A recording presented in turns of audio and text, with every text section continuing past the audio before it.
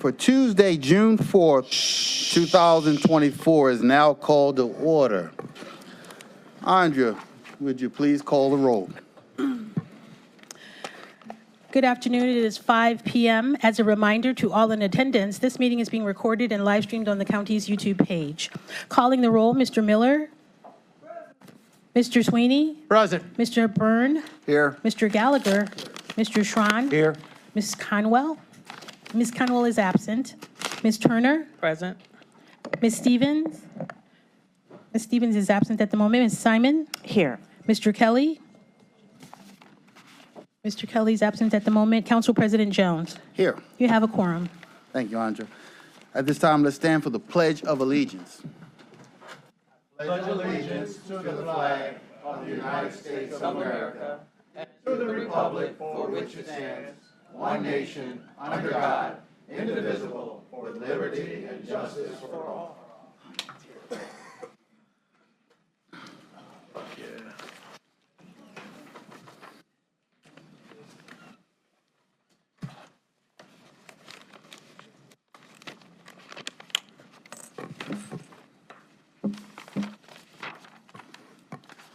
All right, before we begin our public comment period, I'd like to remind everyone that we welcome your input and respect your right to voice your opinion on the issues that matter to you.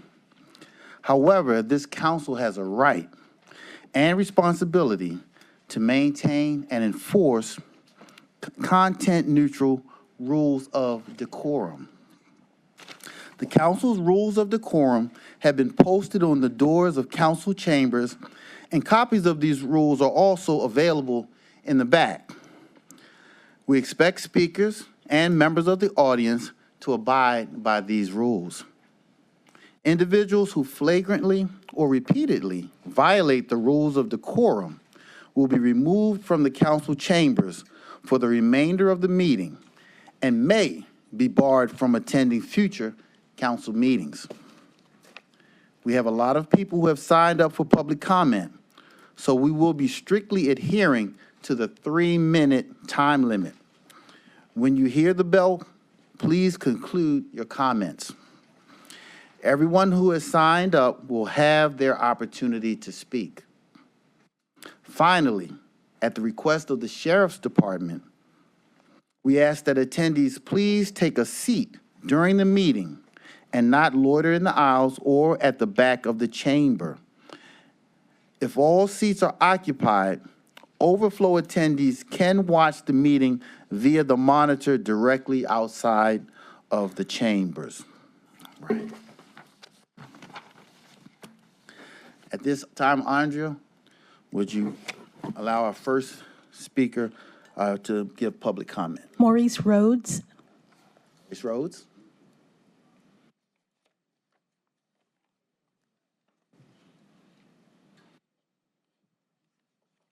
And Maurice Rhodes?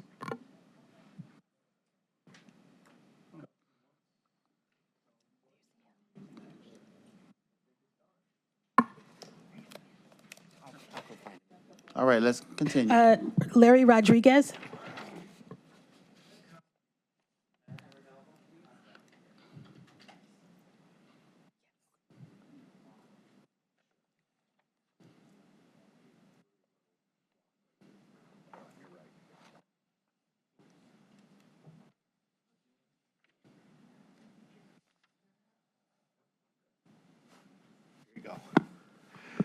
Hello, County Council Chamber. This is Mr. Rodriguez. I'm actually a newly diagnosed autistic individual with sensory processing disorder and many things.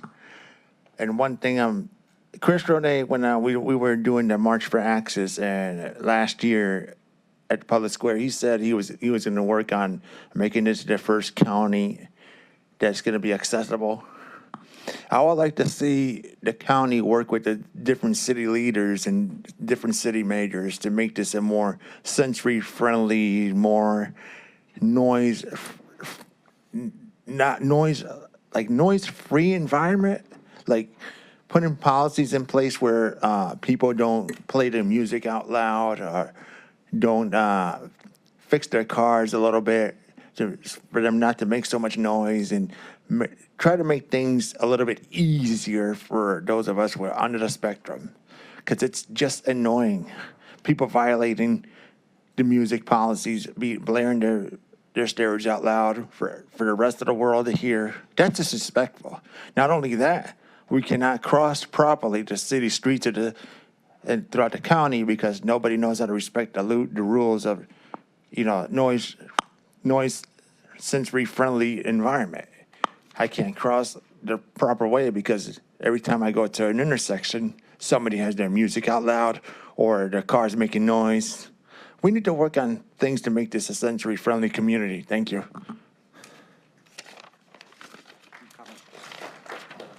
Thank you, Madam Clerk. If you would read the next public commenter. Twan Billings. Okay.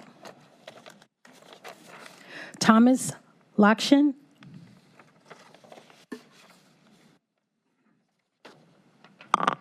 My name is Thomas Lakshin. I'm the Executive Director of Israel Bonds for Ohio and Kentucky. Thank you for this opportunity. And thank you to all the members of the Jewish community and pro-Israel participants here today. The Ohio Revised Code was amended in 1993 to allow the Ohio Treasurer to invest in foreign bonds. Every treasurer since 1993 has purchased Israel bonds. The Ohio Treasurer holds $262.5 million in Israel bonds.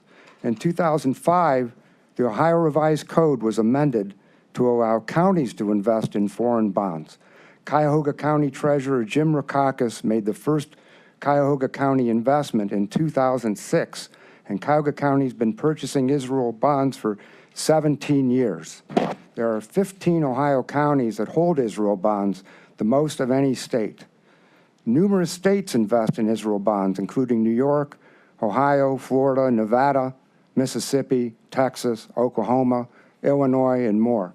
All told, there's 115 government entities and 29 state treasurers that invest in Israel bonds.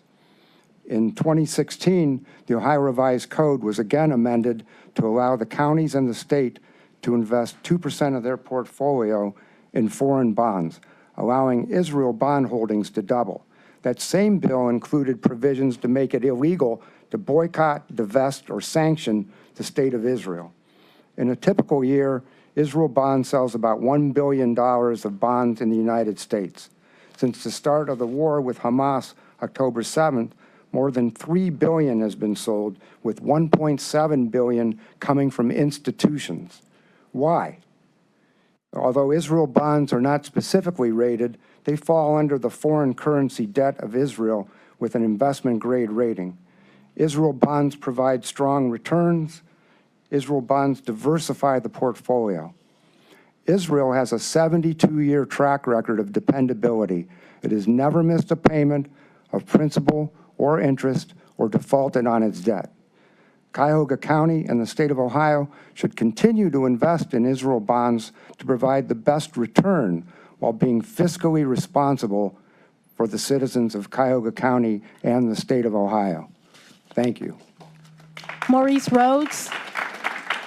Maurice Rhodes.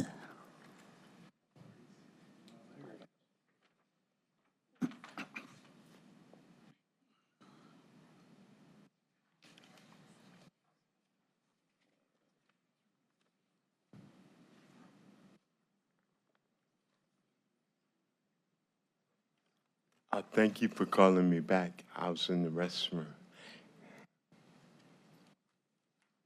Good evening. Mr. Jones, to this respected council. CMHA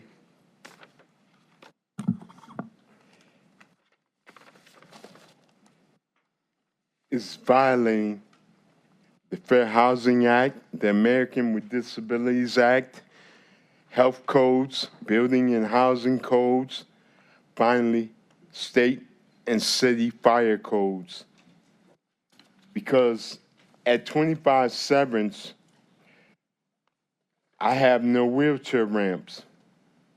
The Cuyahoga County Democratic Party allows and facilitates CMHA's violating said because CMHA delivers 55,000 votes, resident votes,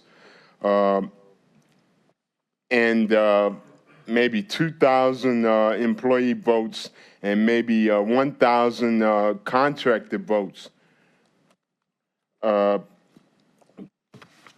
Thus, the Cuyahoga County Democratic Party is fascist. The CMHA residents do not even realize that their lives are in danger and that if there is a fire, then all the residents in a wheelchair will die because they cannot use the stairs nor the elevator to escape the fire. Thus, the Cuyahoga County Democratic Party and the National Democratic Party do not care about CMHA residents, or a lot of people for that matter, nor do they represent them, but use them as political footballs and to gain power. An example is the former Cuyahoga County Juvenile Justice Center on 22nd in Cedar. It was, or Cedar Estates. It was built in 1933. Councilman Miller, you were a Cleveland City Councilman then. You don't think these people need to come to have better housing? You're gonna let them stay in 1933 built housing? That's racist. You're not doing your job.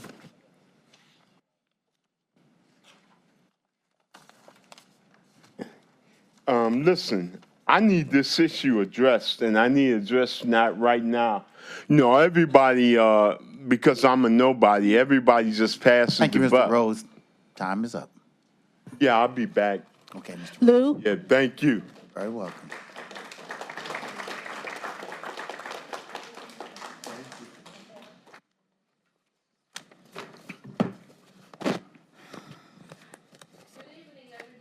Good evening. Sorry, good evening, everybody. Today definitely is one of the nice days we can have in Cleveland, and we should appreciate that and cherish it. At the same time, glad to know that we still have a full room of the people here participating in what we have been lacking, the civil education and the civil participation. However, I would like to tell you a slightly good news. Finally, today in 2227 Payne Avenue, I have personally witnessed something I have not seen for years. Eden has a new employee. His name is Tyrone. He actually cleaned the ducts on the ceilings, which I think Mr. Sweeney has seen. Lots of them had a very bad stain from the leaking, long-term leaking. He actually cleaned the ducts, and he actually did some deep cleaning on the floor in the so-called multi-purpose room. All these improvements need money. However, county has never been able to allocate sufficient money for lots of the important health and human services in the county for all the people here. Lots of people today in this room, they may not need homeless service, but they do need others. So how we invest the money to ensure that we have a proper revenues is very important. With today's technology, you can invest any of the investment you made. Actually, it's good for us and good for everybody outside of here as well. Unlike a long time ago, you couldn't get those information if those information were hidden. Today, yes, you can do the research.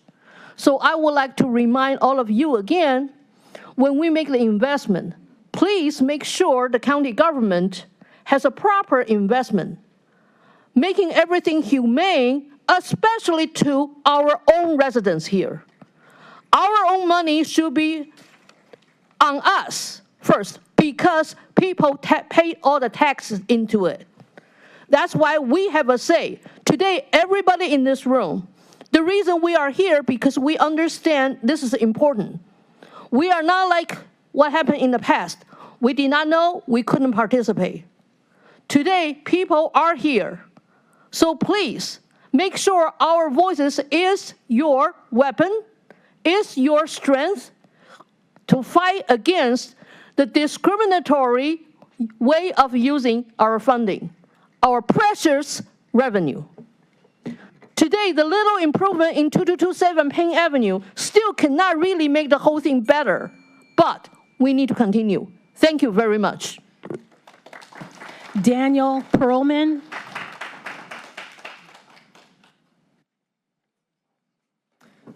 Good evening, Council. Good evening.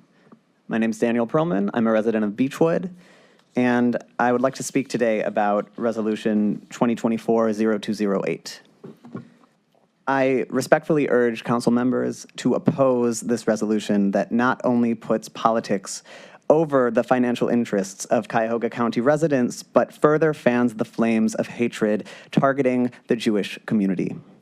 This attempt is part of a well-coordinated international effort to attack the Jewish state and the Jewish people and is in direct contradiction to state law. By targeting the world's only Jewish state in this manner, anti-Israel activists are trying to demonize the Jewish people and create a double standard for Israel. This resolution will do nothing but punish Cuyahoga County residents by preventing council from investing in a U.S. ally that has provided strong financial returns. Furthermore, it will accomplish nothing but to push the prospects of peace further away and divide our Cuyahoga County residents. Please vote no for this discriminatory, hateful resolution. Thank you. Donna McLister Simmons.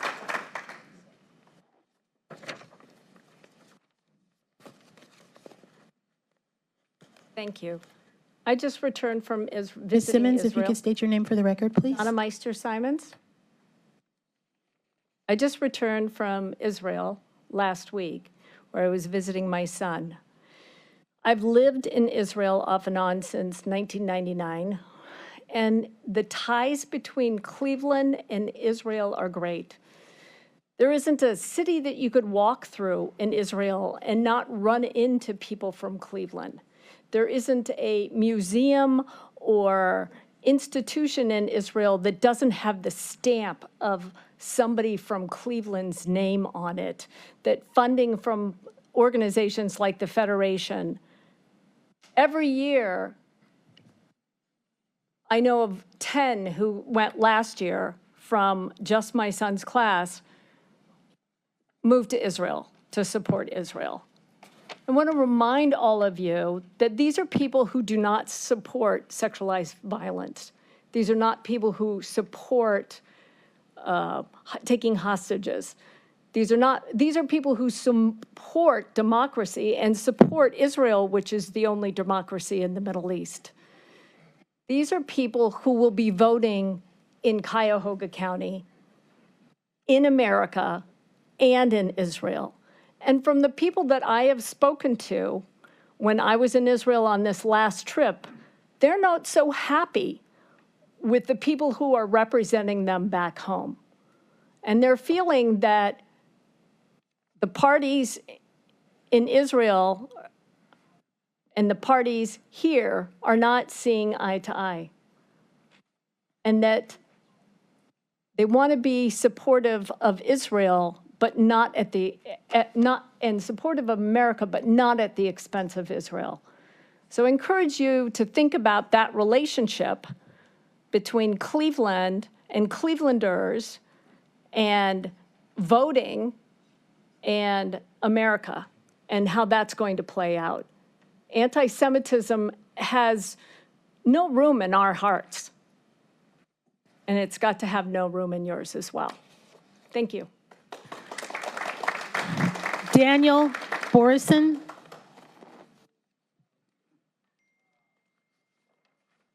Thank you. Hi, I'm Dan Borison. I'm just a regular Cuyahoga County resident, live in Beechwood. Thank you for allowing me to present here. It's really a nice thing to be able to be part of a democratic process. I think what's really something to highlight is that Israel is the only democracy in the Middle East where this type of democratic process goes on. People can engage in different discussions, have different opinions, and come up with a good plan. Now, having said that, I look at this resolution, which targets Israel specifically in the resolution. We're talking about Resolution 2024. And at this point, we know that Cuyahoga County for years has been investing in Israeli financial products and has done very well for its citizens, the residents of Cuyahoga County. The divestment movement, the BDS movement, specifically targets the state of Israel. Israel, as I'm sure you all know by this point, was attacked with a terrorist attack on October 7th. Over 1,200 innocent civilians were killed. Before that, and even until this day, rockets rained down on Israeli citizens and civilian populations in Israel. And it's a horrible thing. At the same time, the United States government has supported Israel's right to defend itself, right to get involved, and it does not feel that Israel is crossing any type of humanitarian boundaries, and it feels it is justified in its self-defense and the defense of its country. So what I'm asking you, and I would appreciate your consideration, is that we have some financial products that do well for Cuyahoga County, do well for the Cuyahoga County residents, and at the same time we have a divestment movement which is clearly anti-Semitic, targeting Israel in and of itself as the only nation in the world where you're not allowed to defend itself.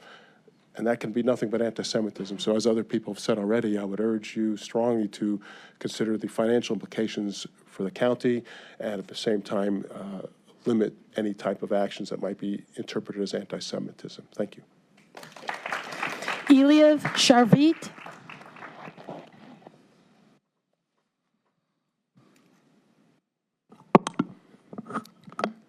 Good evening. Thank you. My name is Eliev Sharvit. I stand before you to voice my very strong opposition to the proposed resolution that would bar investment in Israel bonds. This resolution is not only unfair, but also sets a very dangerous precedent for the county and for this country. To single out Israel for divestment is discriminatory and ignores the complex realities of the region. Furthermore, this resolution punishes Israel for actions taken in self-defense while ignoring the very brutal provocations and aggression of its adversaries. It unfairly places blame solely on one side of a long-standing conflict, undermining the prospects for peace. If you want to understand what Israel is facing, just look behind me in the room. There are many people wearing necklaces and T-shirts that have the map of the state of Israel. The idea is not just form a Palestinian state, but replace Israel and form a Palestinian state. They do it openly, they say it openly, they wear it openly. Furthermore, this resolution sets a very, very dangerous precedent. It politicizes the financial markets. It opens the door to future divestment campaigns based on political disagreements rather than sound financial principles. This could destabilize financial markets, harm investors, and create an environment of uncertainty and risk. Where does that end? How far and in how many contexts will this short-sighted, insidious tactic take hold and be applied? Moreover, this resolution undermines the principles of free markets that have been a long-standing foundation of the American economy and American prosperity. It sends a chilling message to other countries that their access to financial markets could be subject to political whims, propaganda campaigns, and collective defamation. Yes, collective defamation of the Jewish people and of the state of Israel and its residents. It erodes trust and erodes cooperation. So what are the alternative solutions? Instead of pursuing divisive and counterproductive resolutions, I urge this council to focus on constructive solutions that promote peace and prosperities for all parties. We should engage in dialogue, diplomacy, and economic cooperation to foster a more stable and secure Middle East. Thank you very much for your time and for the due consideration. Councilwoman Shari Sachs, University Heights.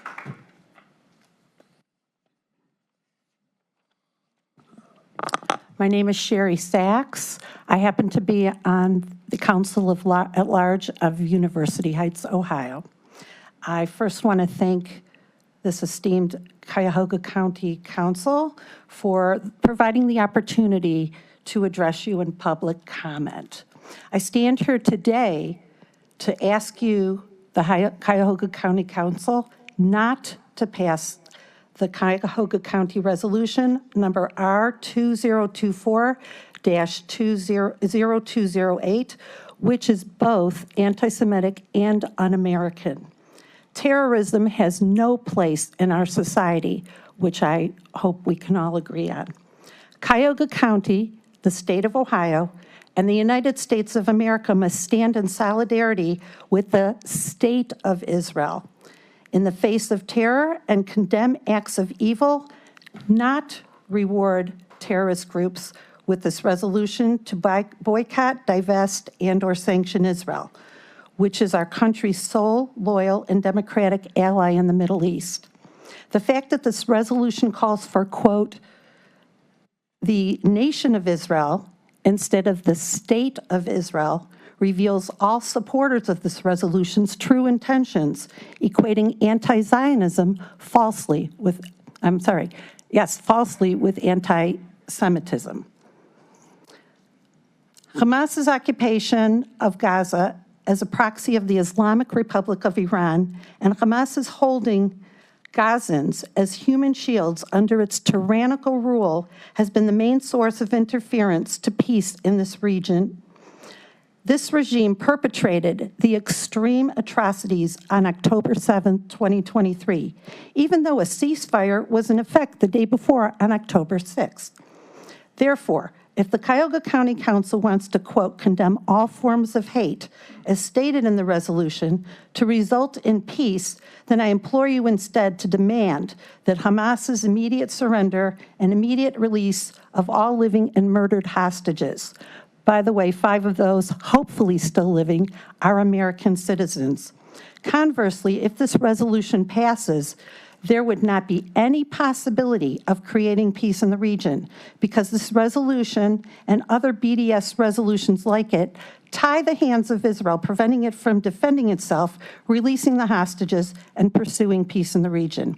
The paradigm of a modern-day example was in World War II, when the United States courageously stood against the evil regimes of Nazi Germany and Imperial Japan, ultimately resulting in the current worldwide peaceful relationships with both countries, which could not have been accomplished with BDS-type sanctions. American values of freedom. Thank you, Councilwoman. Thank you very much. I implore you not to give in to the gaslighting, bullying, and harassment. Beth Laksham.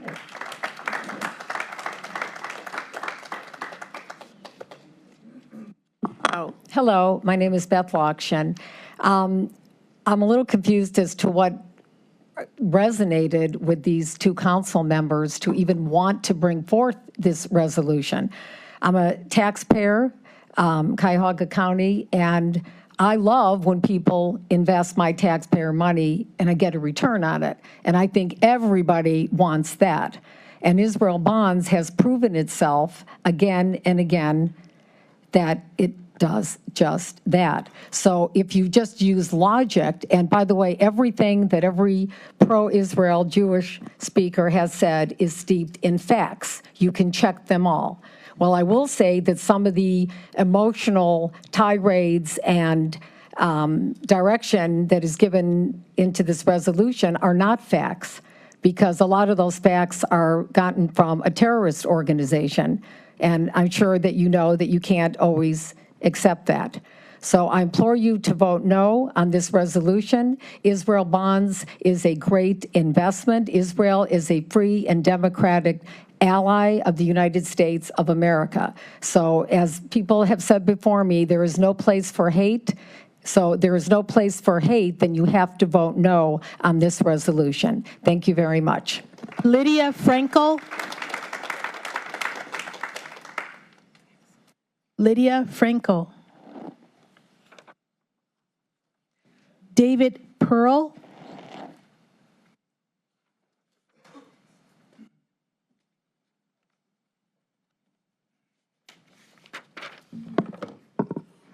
Hello, my name is David Pearl, and I live in Cuyahoga County. I just wanted to mention a couple things about the resolution R 2024. I'd like to say that since its inception 73 years ago, Israel Bonds has never been late or missed an interest or principal payment. To the best of my knowledge, Israel bonds are the only foreign bonds that meet the qualifications to be considered for investment.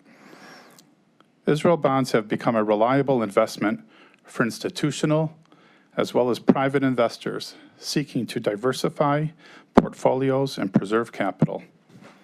Over 90 U.S. state and municipal pension and treasury funds have invested in Israel bonds. So please don't stop now. Thank you. Lucas Wagner.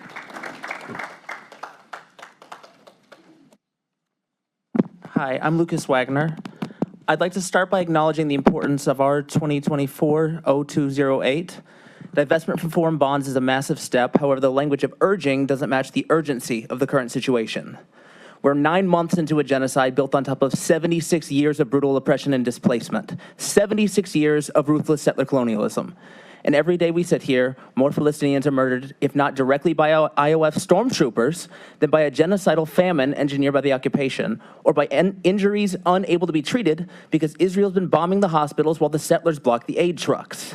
This isn't a situation where urging goes far enough, especially when this council has the power to do more than that. The council can force the IAC here and make demands rather than simply urging.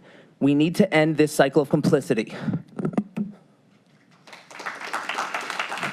Amanda Christensen. Amanda Christensen. Alec Isaacson.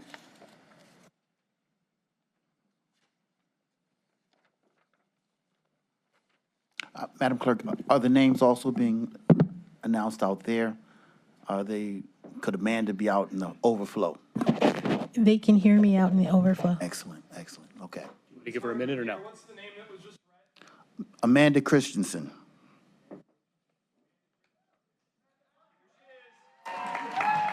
What's your pleasure, Mr. Jones? Let's let Amanda go first. That was her time, and she is Thank you. here.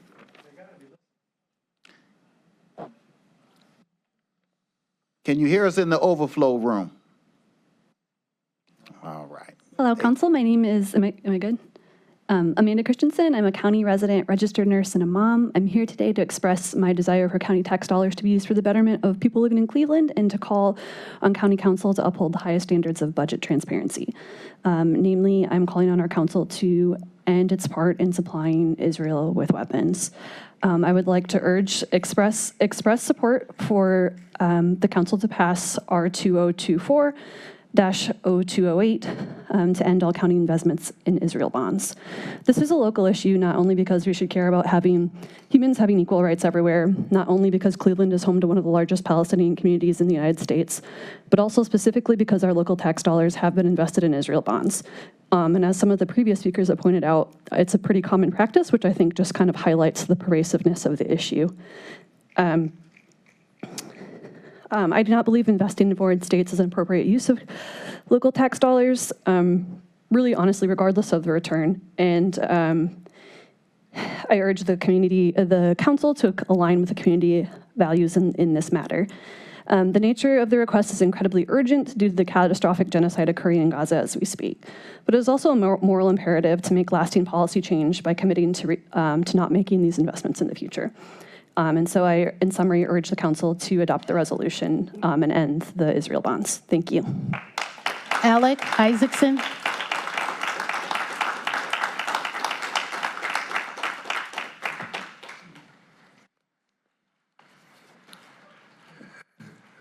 My name is Alec Isaacson. I am president of Beechwood City Council, and I'm here on behalf of my community to condemn your divestment resolution as a misguided and blatantly anti-Semitic attack on the Jewish people and the state of Israel.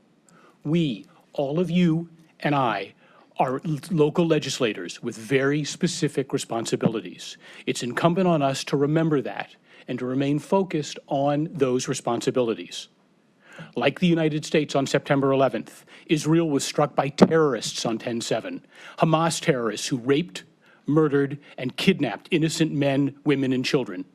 terrorists who continue to use hospitals, schools, and places of worship as operating bases, terrorists who are deliberately hiding behind human shields, hoping those innocents will be injured or killed simply to misdirect public opinion, terrorists whose stated goal is the extermination of all Jewish people, terrorists who are trying to divide the American people. I cannot imagine that any one of you even thought about calling for divestment in the United States on September 12th, 2001. Those of you who vote for this resolution are sending two very clear messages. First, you'll be saying that it's okay to use terror tactics, that you'll allow yourselves to be held hostage to terror here in Cuyahoga County. Second, you'll be sending the message that every Jewish resident in your county is a second-class citizen, that it's okay to discriminate against Jews, but not anyone else. Both of those will have direct implications for you and for everyone else who lives here. We will all be less stable, less secure, and less safe. It's okay for you to want the war between Israel and Hamas to end. You can demand that the hostages be returned. You can demand that the loss of innocent life stop. You can demand that the innocents in Gaza have their humanitarian needs met. Those are important goals with real impact for the people in our communities who have direct connections to this war. Instead, you're treating this as a zero-sum game. One side has to win while the other loses. That is not the case here. You will create even more division at a time when there is already far too much division at all levels in our country.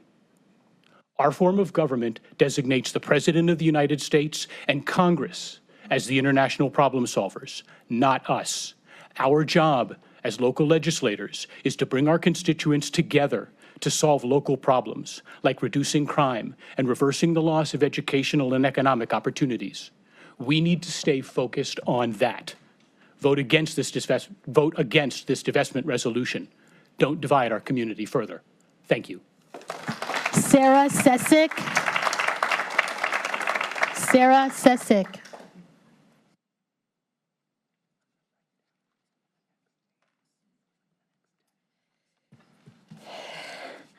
Hello, my name is Sarah Sesic. I am a member of Cleveland DSA, and I would like to ask the council to support the resolution to prohibit the investment in foreign bonds, especially in Israeli bonds, because they are directly supporting war crimes.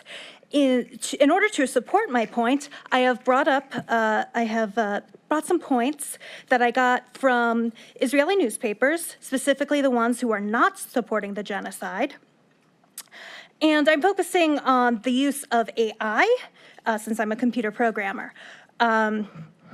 So beginning in October, November, December, they started using the Gospel AI system, which generates bombing targets too fast for humans to review, because 20 seconds is not enough time for any human to review whether there are civilians in a possible location for bombing. They specifically targeted banks, universities. I don't think there are any universities left in Gaza because they're one of the civilian institutions that they decided to mostly destroy, along with hospitals.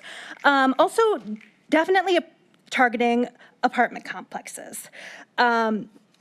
Another AI system called Lavender used a very loose definition of who counted as a Hamas fighter, and was used in conjunction with an AI system called Where's Daddy, whose function is as dystopic as the name sounds. It found the homes of these people who were basically randomly assigned as terrorists, and would wipe out the entire families, sometimes not even bothering to check if the target was inside. And that's part of the reason why you hear stories of Palestinians saying that they've lost 40, 60 family members in the course of 2 weeks or a month, because they're basically specifically designed to just target networks of people, regardless of their gender, age. I would also like to point out that there were 3 hostages in Israel who might have been able to be rescued if the IOF had not shot them while they were waving white flags back in December, because the IOF had gotten so used to shooting civilians at that point. Robin Shower.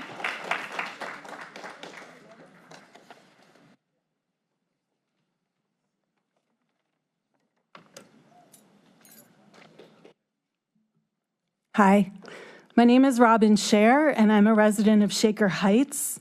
I'm here tonight to discuss this county's holding in Israel bonds and the resolution being considered to prevent further foreign investments.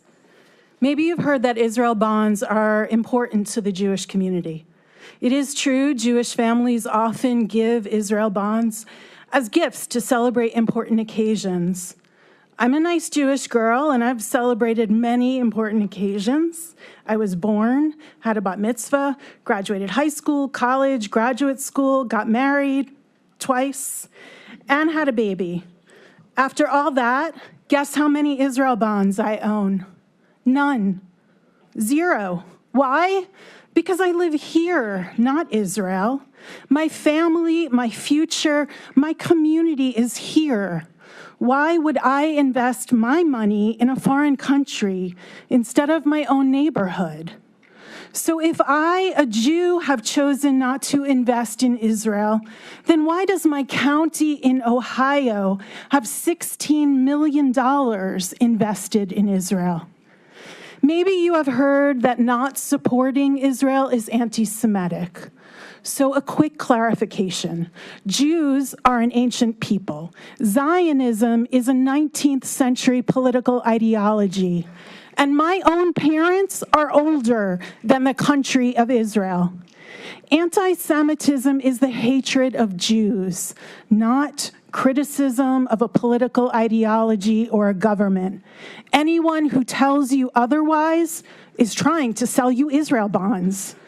It is not anti-Semitic to criticize a government, especially one guilty of decades of human rights violations, oppressive practices, and the brutal collective punishment which has resulted in nearly 40,000 deaths of Palestinians in Gaza.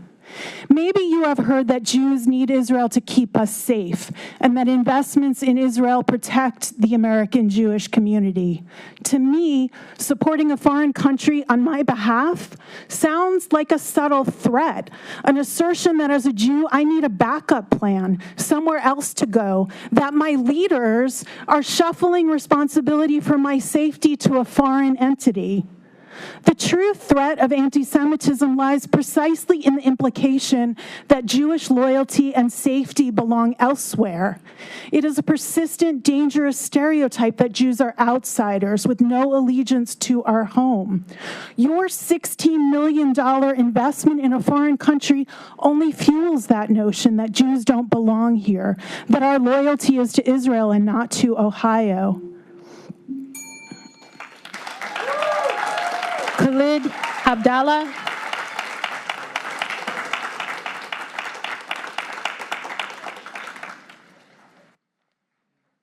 Bismillah ar-Rahman ar-Rahim. Assalamu alaikum. My name is Khalid Hamdallah. I'm here representing the Palestinian Youth Movement and the Cleveland Palestine Advocacy Community. It's a beautiful day in Cleveland, Ohio. I wish I could say the same for my brothers and sisters in Gaza. Excuse me.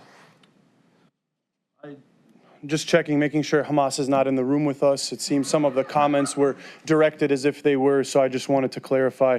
I wanted to start by thanking Councilwoman Stevens and Councilman Kelly for their bravery in introducing this resolution. I know it wasn't easy. I know that they're going to face a lot of backlash, but I want to remind them that they have an entire community out here in support of them and many more who couldn't fit in this room with us today. So, while I express gratitude to you for your introduction, I want to emphasize that it is not enough. You guys have the power to write this into legislation. You guys have the authority to make this happen. You can bypass the IAC. You can make rules so that in the future, these types of decisions are made in public, not through back channels. That's what we're here asking you today. No matter what happens in the next few weeks, we demand that these considerations are done in a groupthink process, not behind closed doors, not with phone calls, not with federations or committees lobbying you guys for your take. I wanted to share a couple quick stories about some heroes in our country's history. Anne Braden was a journalist and community organizer. In 1954, she helped a black couple in Louisville, Kentucky buy a home when at the time it was illegal. Prudence Crandall opened the first school for black girls in 1832. Virginia Dore, a political activist who fought against the poll tax and Southern white male domination. She then moved to DC and founded the Southern Conference for Human Welfare. I bring up these examples because this is not the first time in our country's history that we have gone against the popular decision. It's also not the first time in our country's history that we have requested divestment. We did it for South Africa. We're going to do it again for Israel. I would spend time talking about anti-Semitism and the conflation between anti-Zionism, but I will leave that to my beautiful Jewish brothers and sisters behind me to do so. What I will do instead,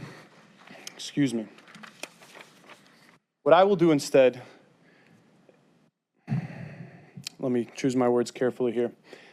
I want to express sympathy for some of the people in this crowd, and I urge them to come back to the next meeting where I will spend my time debunking the robotic talking points that they bring to us every single time. It's the same regurgitated stuff that we can easily debunk. So if you guys are willing to have that conversation, if the people behind me are willing to have that conversation, you guys know where to find me. Thank you for your time. Brian Duplessis. Brian Duplessis.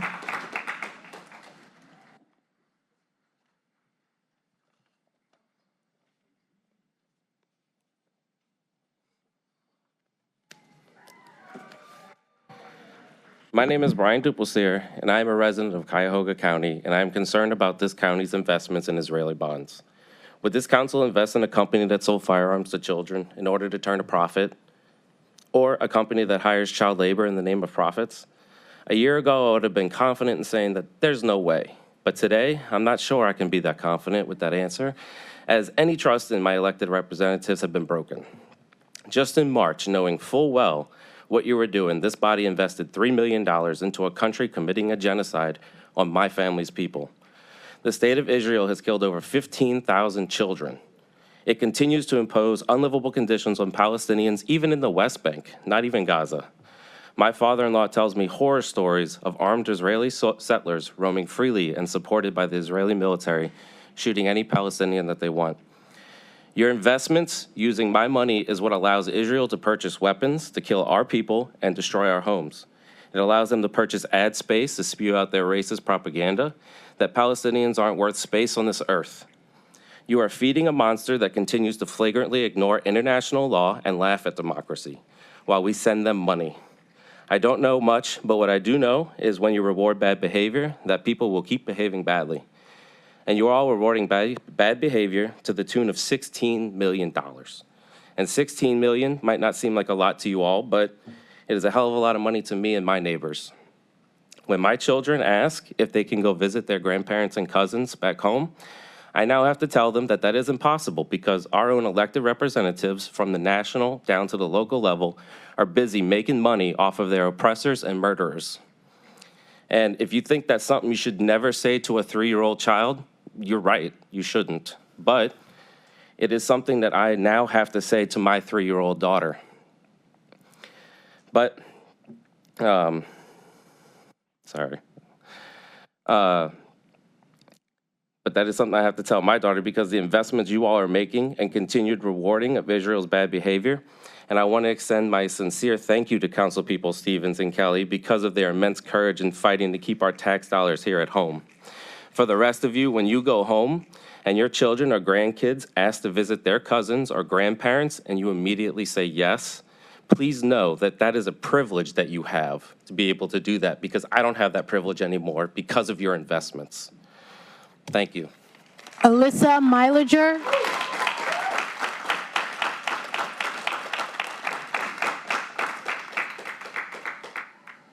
Hi, my name is Alyssa Williger. Thank you for having me. I'm very grateful for the opportunity to address council tonight, and specifically the sponsors of this resolution, Council Members Cheryl Stevens and Patrick Kelly.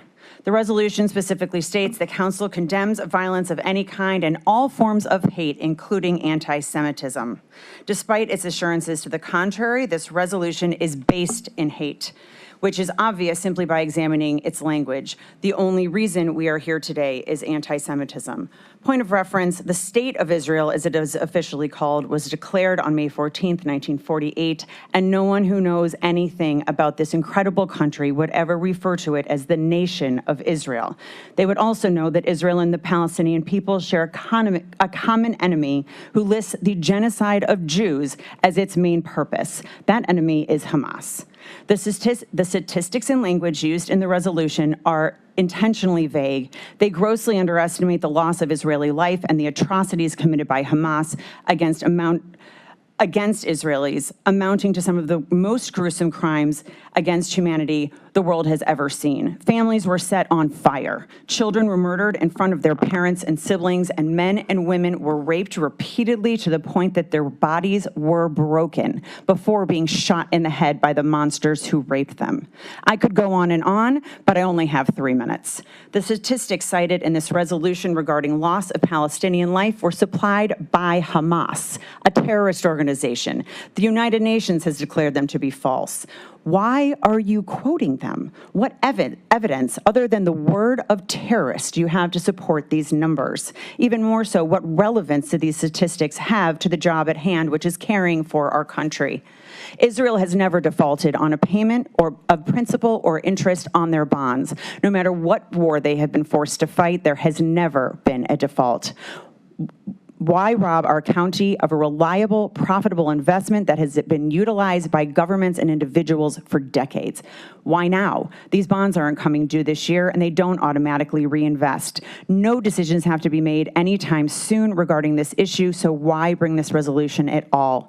The only answer is anti-Semitism. Finally, the hate in this resolution soars to new heights with the stated concern that our tax dollars would work in contravention of international humanitarian law. President Joe Biden and our United States Congress continue to support Israel, which has gone above and beyond the efforts of any other military in its quest to preserve all life. Cuyahoga County has the opportunity to reject hate and lies for the proven benefit of all of its residents, or fall victim to the ugliness and ultimate failure that such hatred brings. These resolutions reeks of those passed in the 1930s when European governments began slowly but surely targeting their Jewish communities. Our county must stand for truth against hate and against hate. Thank you very much for your time. Riley Petro. Riley Petro.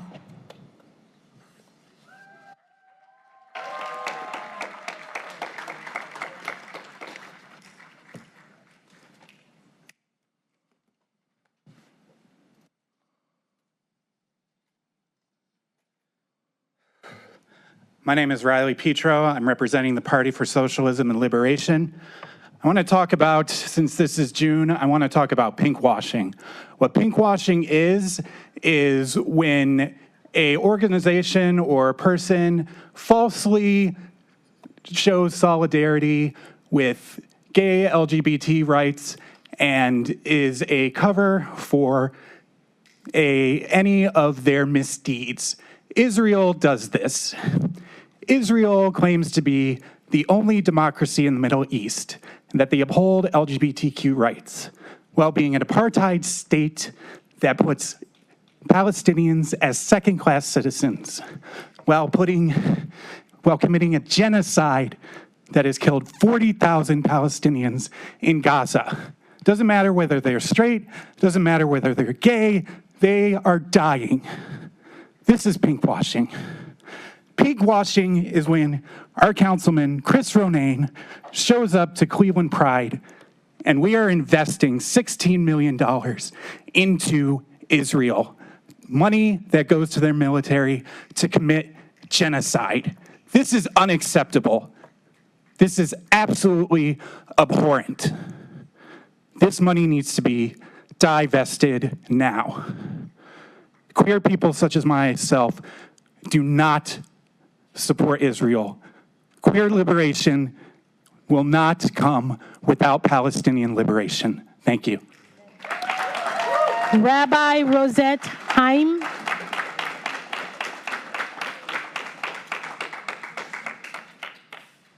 Hi, my name is Rosette Haim. I'm a rabbi here in Cleveland, Ohio, and am part of the Jewish community here.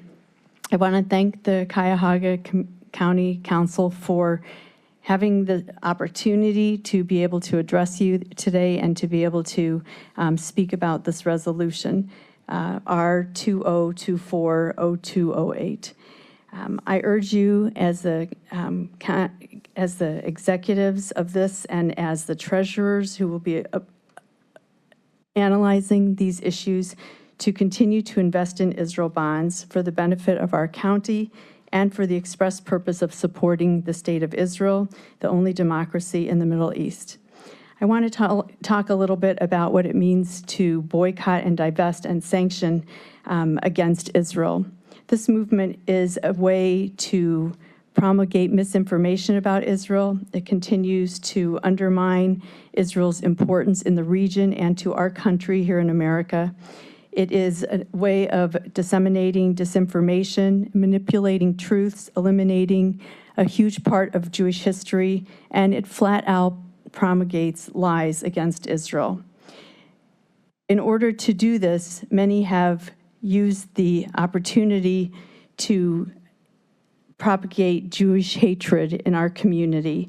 And this hatred comes in several forms. As you may know, it's part of the recognized definition of Jew hatred, of anti-Semitism as it's been adopted by our country. And it recognizes that Israel, it tries to delegitimize Israel. It denies Israel's very right to exist as a state and the opportunity for Israel to thrive in a region where it is surrounded by its enemies. This also demonizes Israel. It makes Israel feel that it is unable to do anything in its area that is not considered brutal or murderous or genocidal, when in fact Israel stands against those kinds of issues and is indeed one of the few countries in the region that upholds human rights and the dignity of gays and lesbians, as well as people of all backgrounds. You may know that there are many Arabs that live in Israel and hold very high levels of office. And this definition also creates a double standard. There is no opportunity for us here in America to separate Israel from the other countries that are unable to. Israel upholds great values, and when we hold a double standard for Israel, we are saying that Israel is like Hamas or Hezbollah or the Houthis or Iran and its proxies. I urge you to not pass this. Rabbi. Thank you, Rabbi. Graham Ball.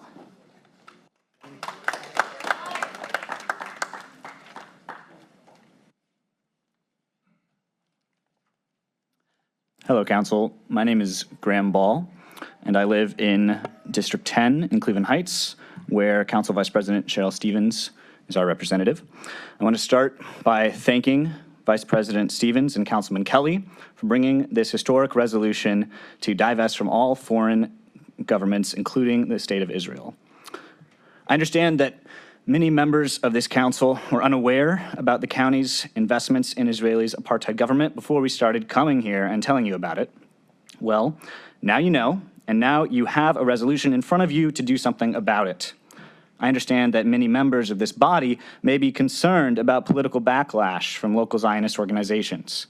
I urge you to consider that the City Council of Cleveland and the City Council of Cleveland Heights have both passed resolutions calling for a ceasefire in Palestine without ending the political careers of their council members. Since the International Court of Justice has ordered Israel to end its assault on Rafah via the Genocide Convention, and Israel has flagrantly ignored this legal order, every politician that stands with Israel is, under international law, guilty of complicity with genocide. Cuyahoga County is not merely standing with Israel, but you, our county council members, are actively funding this government and their crimes against humanity. Cleveland and Cleveland Heights' councils have made their positions clear. Your colleagues have, by passing these ceasefire resolutions. You are still able to stand with them on the side of justice. I trust that all of you serve in this relatively thankless role on this county council because you care about the people of Cuyahoga County and the communities that you represent. If you read the resolution that Cleveland Heights City Council passed, you'll see that it specifically acknowledges Bara Abu Elish, the Cleveland Heights High School class of 2014 graduate who was killed in an Israeli airstrike late last year. She was a member of our high school choir. She was a role model to many of our peers, and she had just graduated from medical school when she was killed with her family in Gaza. She is one of 30,000, more than 30,000 innocent people who have been killed by the Israeli government that our tax dollars in Cuyahoga County are funding. In the words of Aaron Bushnell, the Hudson, Ohio resident and active duty airman who burnt himself to death in February in front of the Israeli embassy, this is what our ruling class has decided will be normal. Well, it can't be normal. You cannot keep funding this. Bara was a member of our community when she walked the stage at Heights, and she was a member of our community when she was killed in Gaza. The countless Palestinian and Jewish residents speaking for divestment week after week and bearing their hearts to you are members of our community. Do not hide behind politically motivated excuses or arbitrary and unconstitutional rules. Have a backbone. Thank you. Have some goddamn moral clarity. Your time is.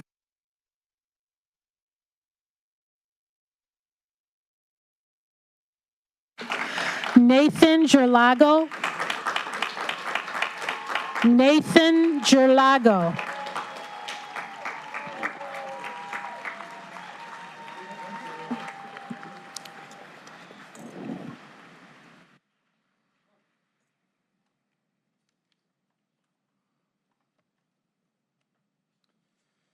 Good evening, County Council. My name is Nathan Jerkago, and I'm with the Party for Socialism and Liberation.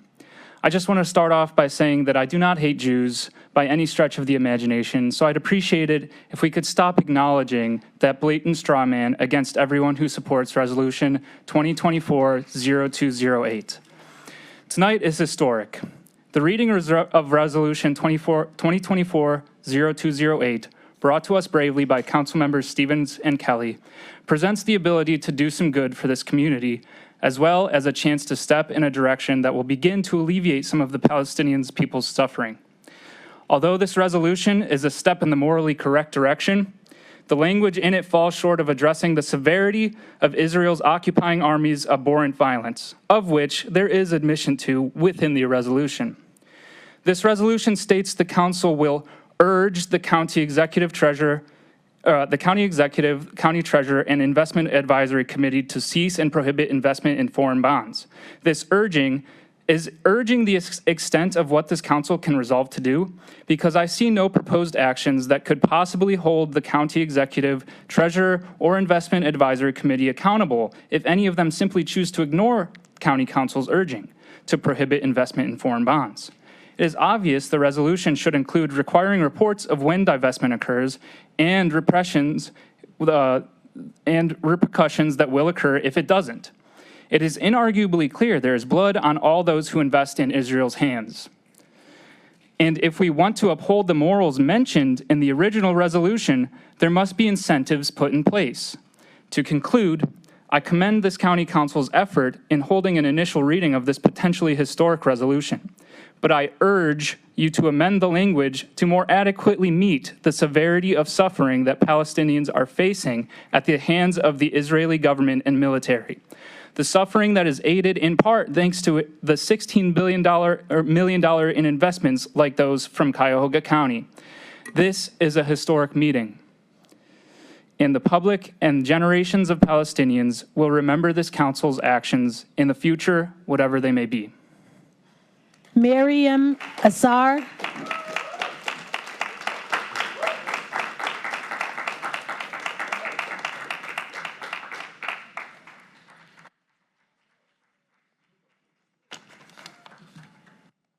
Hello and good evening, council members.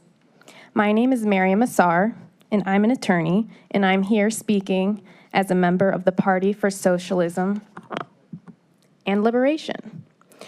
Like most people gathered here and right outside, I implore you all to support the passage of Resolution 2024-208, which urges the Investment Advisory Committee to amend the county's investment policy so as to prohibit future investments in any and all foreign national securities. This resolution is a step in the right direction for the county. The right direction of moving away from investing in Israeli bonds that play an active role in sponsoring and supporting the butchering, burning, maiming, and disintegration of Palestinian children, all which has been recorded on camera. Council members, please do not be confused or distracted by the noise created by those who endeavor to use county dollars to support their personal genocidal politics that do not serve or align with this county, as the time is now. Any minute that you pause and complacently deliberate without passing a resolution that affirmatively ends future investment in support of Israeli terrorism is in itself an endorsement of the ongoing genocide and ethnic cleansing. Because as you all know, the Israeli bonds in themselves are not beneficial investments, but rather political indicia of this county's support for Israel. A country, I note, whose prime minister has an arrest warrant issued by the International Criminal Court because of the crimes against humanity which have been committed, which include intentional starvation and intentional killing of civilians. To that point, I also encourage Council to adopt stronger language in this resolution. Rather than urge, this Council should demand that the Investment Advisory Committee prohibit investment in foreign national securities, since it is well within the Council's authority. Again, I implore Council to pass this resolution, as that is the best interest of the county, to have its county dollars invested locally in and for the county itself, rather than a foreign nation. Thank you. Chance Zurav.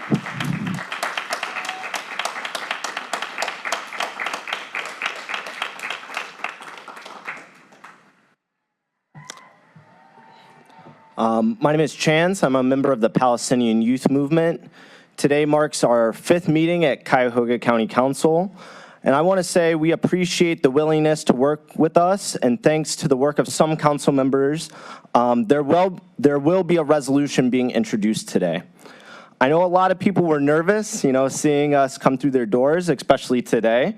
I hope that despite these nerves and the rumors, we have shown you that above all, we are individuals that deeply care for this county, our families, and loved ones overseas and standing against injustice. So we should all be willing to take a stand against occupation and genocide. Not only should we be willing to stand against it, but we have an obligation. Many sitting behind me understand that obligation, and we're prepared to keep coming back week after week, no matter how long it takes, whether this resolution passes today or whether it goes until week 17, because we are rooted and committed in this duty. Some of the individuals behind me are not rooted in that struggle. And while we are prepared for the long struggle ahead and everything that comes with that, they are not, because their conviction is weak. Those who wish to continue investing into Israel bonds do not see Palestinians as human beings, deserving of freedom and liberation. They are committed to endorsing the continued genocide of 40,000 Palestinians, the dropping of bombs on refugee camps, starving children, and the destruction of hospitals and schools. And that's why they can't even sit here quietly and listen. My family is from Gaza, specifically Rafah, and I don't have the time to give you every detail, so I'll give you a short story of how the county's investments have helped subsidize Israel's genocidal actions against my own family and how this affects your own county constituents. Nearly everyone in my family in Rafah has been displaced within the last week as the occupation army has entered, destroying my uncle's house, then another uncle's house, and so on and so on. My uncle, who I had the chance to meet last year, showed me the pictures that he had of all the projects that he had at his house, the plants he potted, the fruits and vegetables that he grew, the memories that he had in building that house.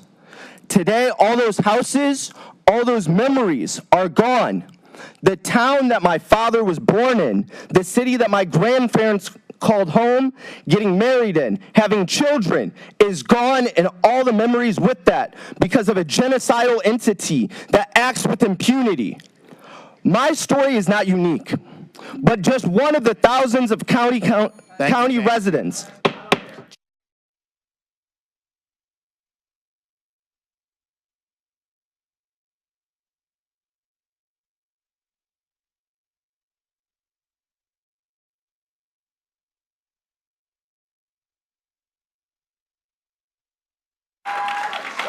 Avram Jacoby.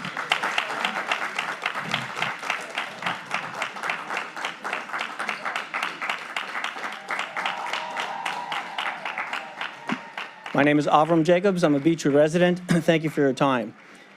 Despite differences one might have with Israel, she stands alone as the only robust democracy in the Middle East. This unique status aligns it closely with American values of freedom and rule of law. Continued support of Israel through investments strengthens the democracy, which serves as a stable and reliable ally in a region otherwise characterized by autocratic regimes and political instability. On October 7th, Israel responded to an unprovoked and brutal attack by Hamas. This terrorist organization launched a large-scale assault on Israeli civilians, intentionally and brutally murdering 1,200 people and kidnapping 250, necessitating a defensive response to protect its citizens. Divestment would unjustly penalize Israel for defending itself against terrorism rather than acknowledging the reality of its security needs and the provocation it faces. Hamas's own charter unambiguously calls for the destruction of Israel. So let's talk genocide. I quote, "Israel will exist and will continue to exist until Islam will obliterate it, just as it obliterated others before it." It continues, "Initiatives and so-called peaceful resolutions and international conferences are in contradiction to the principles of the Islamic resistance movement. Those conferences are no more than a means to appoint the infidels as arbitrators in the land of Islam. There is no solution for the Palestinian problem except by jihad. Initiatives, proposals, and international conferences are but a waste of time and exercise in futility. The day of judgment will not come until Muslims fight Jews and kill them," end quote. This terrorist organization, then, does not seek peace or coexistence, but aims to eradicate the Israeli state and kill Jews everywhere. Moreover, they clearly state that they will not abide by a ceasefire, using such periods to rearm and reattack again. It is imperative to stand against such extremism by continuing to support Israel. In addition to being a strategic and economic misstep, divesting from Israel would also be a moral failing, aligning with extremist views that promote violence and the destruction of a democratic ally. Israel, through continued investment, is a commitment to democracy, stability, and shared values. I thank you for your time. Steve Norris.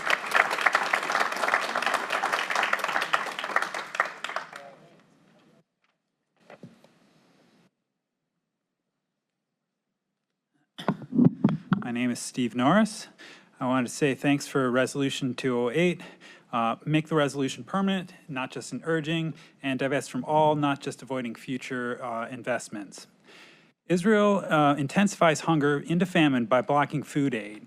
Even after the direct connection of our county tax dollars to Israeli bonds ends, a Science News article describes the long-lasting effects of malnutrition in Gaza. Up to a quarter of children in northern Gaza are malnourished, and up to 4% are severely malnourished. This can mean stunting, too short for their age, or wasting, too thin for their age. Nearly half of deaths of children under 5 are caused by undernutrition, the WHO says. Even for the children who get treatment, malnutrition can lead to lifelong consequences. Those include a high chance of dying in the year after recovery, stunted growth, and a reduced ability to achieve their full intellectual capacity even as adults. They can't spend a lot of energy on developing neurons and brain connections, healing cuts and scrapes, or keeping up body temperature. One of the most serious cutbacks is in the immune system. It sort of falls apart, leaving malnourished people susceptible to dying from infections that well-nourished people can more easily get over. Children with severe acute malnutrition might also have swelling in the hands and feet known as nutritional edema and may be so sick that they are unable to eat. Infectious diseases that can in turn make malnutrition worse. You see everybody living in tents, overcrowded situations with lack of access to proper water and hygiene and sanitation. It can increase the risk of malnourished children catching like the MSF clinics in Rafah, we're seeing a lot of respiratory tract infections, diarrheal infections, and different skin conditions. About 1 of every 5 children hospitalized for severe malnutrition will die before being discharged. Even after going home, children are prone to dying. Up to 10% of severely malnourished children die in the year after leaving the hospital. A complex cascade has started in their bodies that may not be completely reversible, including intestinal changes that mirror some of the inflammatory bowel changes you see in children in the West with IBD. Children have the inflammatory bowel disease. Children may have lingering trouble absorbing nutrients that their bodies need to grow and develop properly, perhaps setting up for a lifetime of health problems. If young children don't get proper nutrition when their brains are developing, you're not going to catch up no matter how good your schools are and your rehab and things like that after the fact. So I say thanks for the resolution. Make it binding to divest from all Israel bond investments. Thanks. Ben Hohen. Ben Hohen.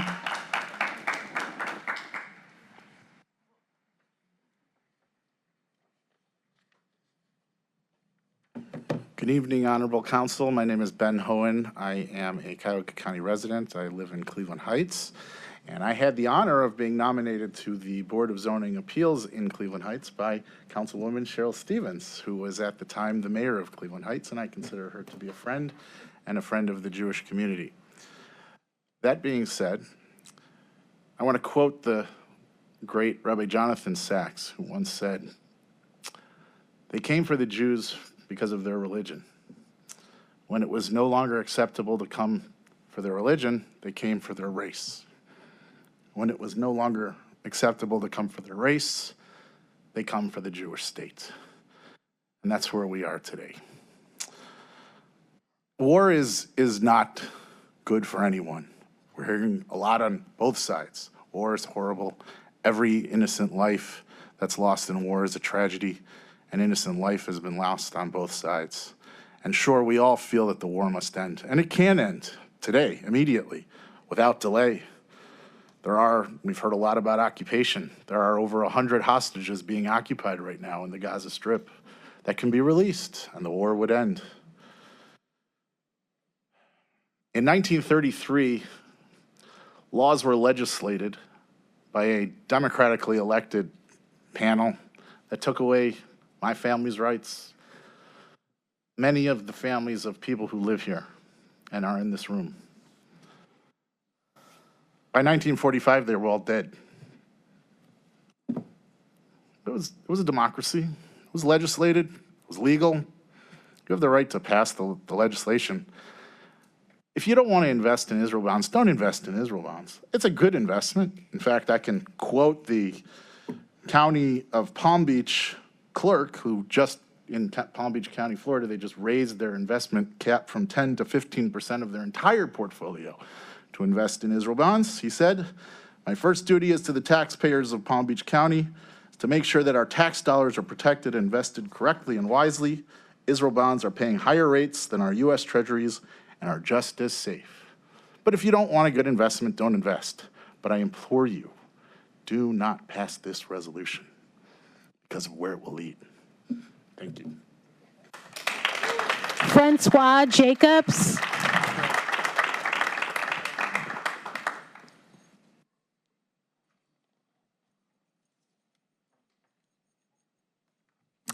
Hi, my name is Francoise Jacobs, and it's a great honor to be able to speak in front of all of you.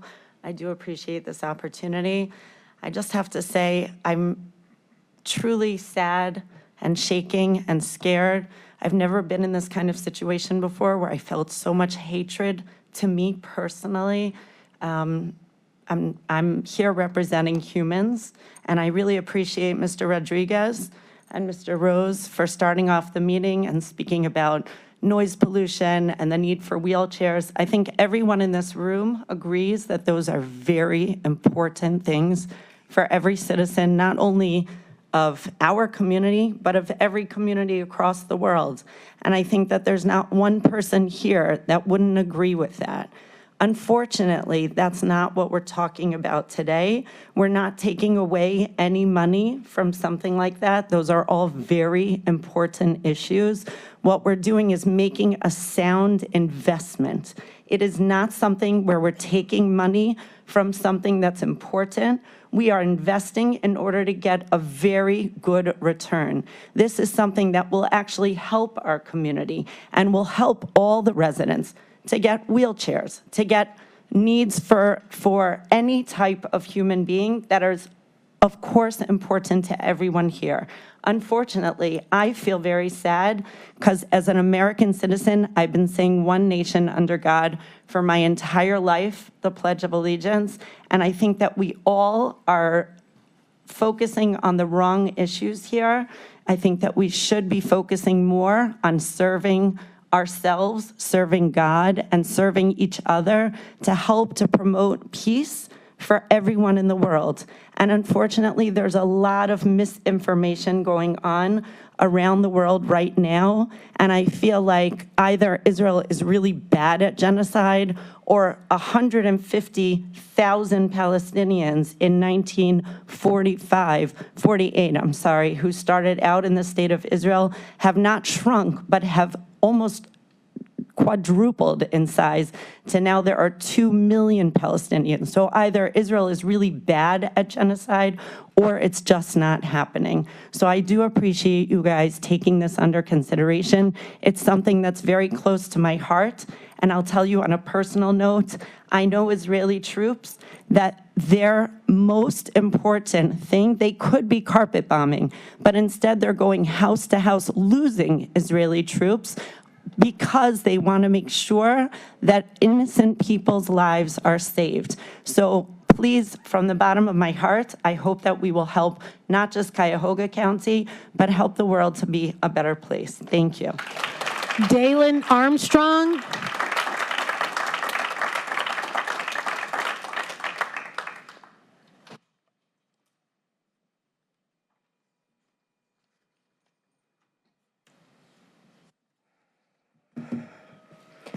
Hello, everyone. My name is Dalen Armstrong. I hope you all are having a good evening. As I was writing my public comment, I didn't exactly know where to start first. There are so many things to unpack.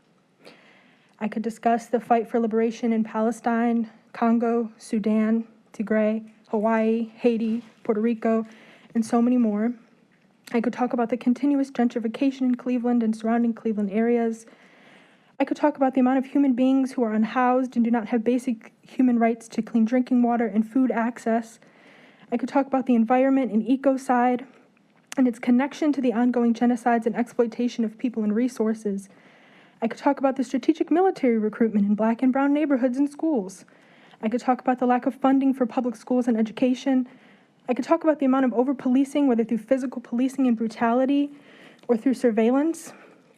I could talk about the inhumanity in creating even more jails. I could talk about the amount of missing Black and brown children and adults within the area. And I could talk about the amount of people who are living paycheck to paycheck, just simply trying to exist and enjoy life. Again, there are so many places I could start, but I don't think I'll be able to go into detail within today's 3 minutes. So I'll start by saying this. All of these issues are connected and have multiple things in common, including money, power, and the politicization of human beings and the environment. We don't need politics and politicians and watered-down statements. We need beneficial solutions and community building. Again, I'm not a fan of these governmental systems, but I encourage you to listen to the community, to not build walls and borders and jails around life, but to emancipate ourselves from these systems of oppression. If Cuyahoga County has millions of dollars, including our tax dollars, that they can invest without our say in Israel, why can't that money be divested and instead used right here in Cuyahoga County? I urge you to support the ceasing of all current and future investments in bonds and debt issued by Israel, as well as all foreign investments. And I'll even go a step further and add corporations, organizations, and institutions that are contributing to the genocides in Palestine, Congo, and Sudan. Now, I don't have much time left, but I do want to say this to everyone who has spoke today. I don't have any hate in my heart for any being, and it is really sad that those of us who stand against genocide and the slaughter, rape, starvation of human beings, of Palestinians, are being seen as anti-Semitic, when these are the morals and values that many say they stand against. Now, I don't have time to debunk false claims that were presented, but I'll continue moving on since I do have a little bit of time with the rest of my speech. I implore you all to choose humanity and divest. Thank you. Estelle Raskin.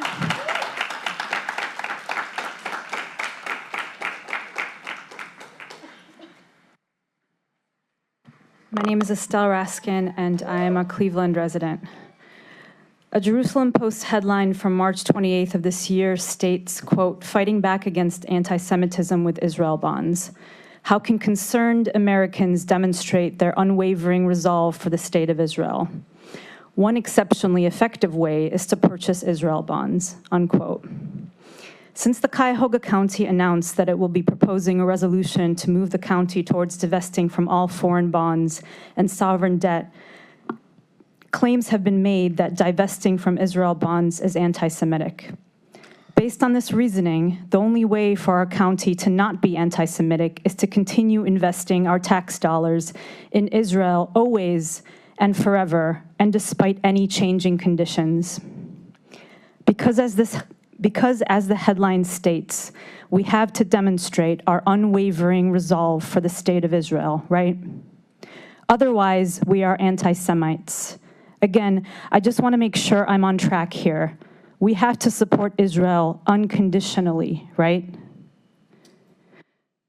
I called my uncle the other day. We got to talking and he said something really nice to me and I said, "Are you sure about that?"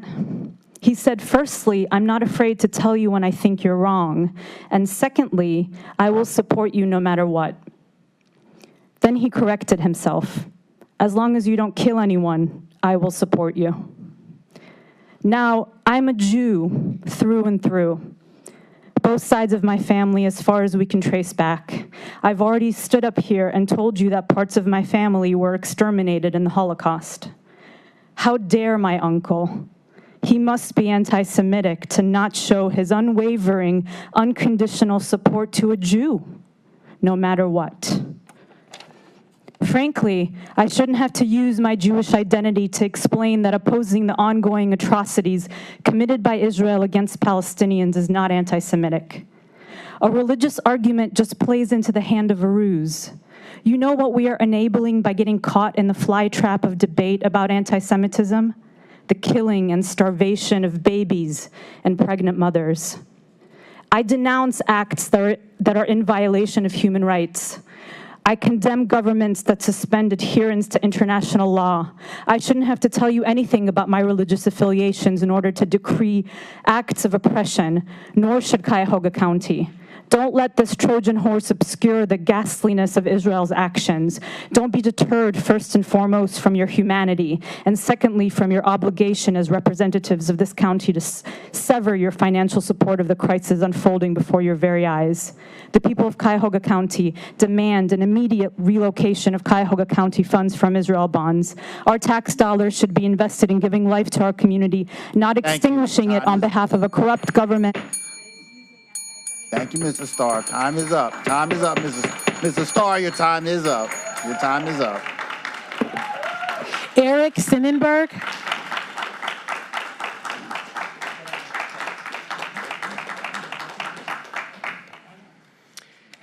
Good evening, Council President Jones and the rest of County Council. My name is Eric Sonnenberg. I'm a Beechwood resident. I know many of you, and thank you for your time tonight. I know I've been watching all 10 of you, have been paying attention to every speaker and balancing all the competing interests tonight. And it's certainly been emotional on both sides, and as is to be expected. There's been a lot of disinformation that's been stated tonight, and that's unfortunate. But, you know, this really is not about $16 million. The state of Ohio already holds $357.5 million in Israel bonds. So that's not to say that the $16 million isn't important. I know Mr. Lockshin would not suggest that. But what this is about, it's about more than the $16 million. It is about the U.S.-Israel relationship and the fact that we, as Jews, have found a home in the United States that we have not found in centuries in other countries. And it's about the solidarity that we have with the rest of this country.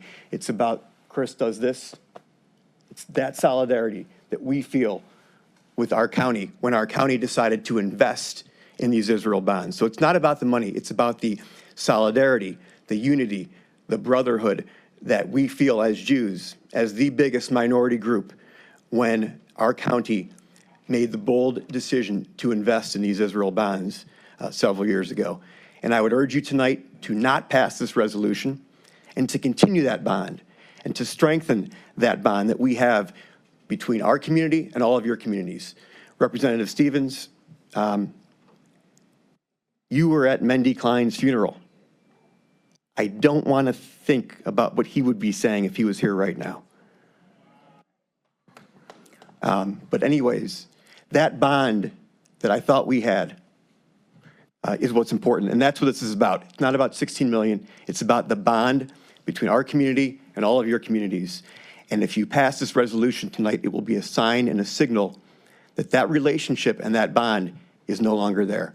So I urge you very strongly tonight to not pass this resolution. Thank you. Adnan Reddy.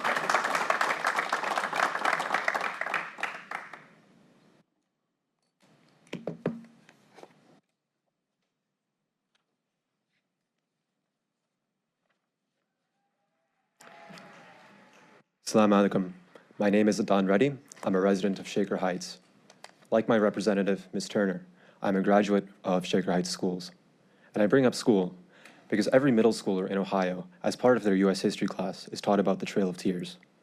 This infamous Trail of Tears was the removal of 60,000 people indigenous to the United States from their land. I think that the Trail of Tears is an excellent point of comparison for the displacement of indigenous people occurring as we speak within the Gaza Strip. Over the past 2 weeks, approximately 1 million people have fled the city of Rafah. 1 million just from Rafah versus 60,000 people in the Trail of Tears. Israel has instigated this displacement in violation of the United Nations and in violation of President Biden's red line. The scale of the refugee crisis cannot be emphasized enough. The 1 million refugees from Rafah is on the same order of magnitude as the entire population of Cuyahoga County. But we can't look at just the populations. We also have to look at the land. The Trail of Tears displaced people from a region covering large swaths of Mississippi, Alabama, Georgia, and Florida. The genocide in Gaza of indigenous Palestinians is occurring in an area not even a third the area of Cuyahoga County. Israel tells us that it is trying to defeat Hamas, but actions speak louder than words.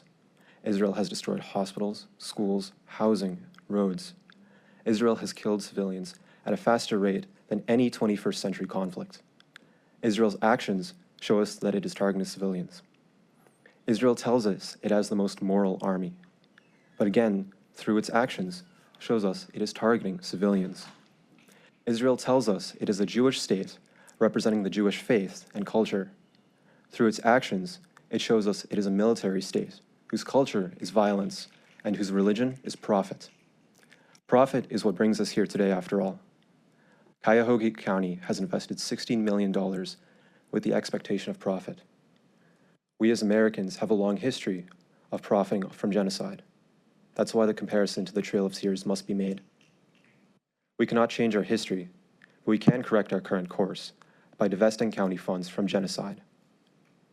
County, as a body, claims to represent Cuyahoga County. At what point will you prove that you represent us by taking action? Thank you, and Free Palestine. Yuri Avatici.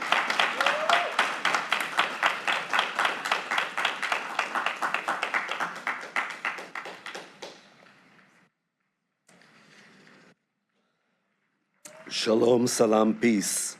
My name is Uri Avatici, a Berksville resident and a proud American that immigrated from Israel. I'm here to talk against adopting a resolution 0208. I was a little nervous coming here today, and I thank the sheriff for being here and keeping everybody in line and safe. This suggested resolution is a BDS move and is absolutely an anti-Semitic one. People can no longer hide their anti-Semitism behind the words anti-Zionism. It is the same. In 2022, Mike DeWine signed an executive order adopting the definition of the International Holocaust Remembrance Alliance, and that's what it means. That's what it refers to. I would like to emphasize that Cuyahoga County and Israel share many common values beside being democracies, like celebrating LGBTQ rights in the month of June.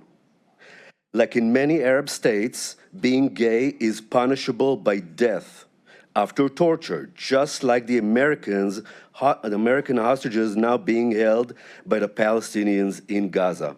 Thank you for your time. Roger Klein.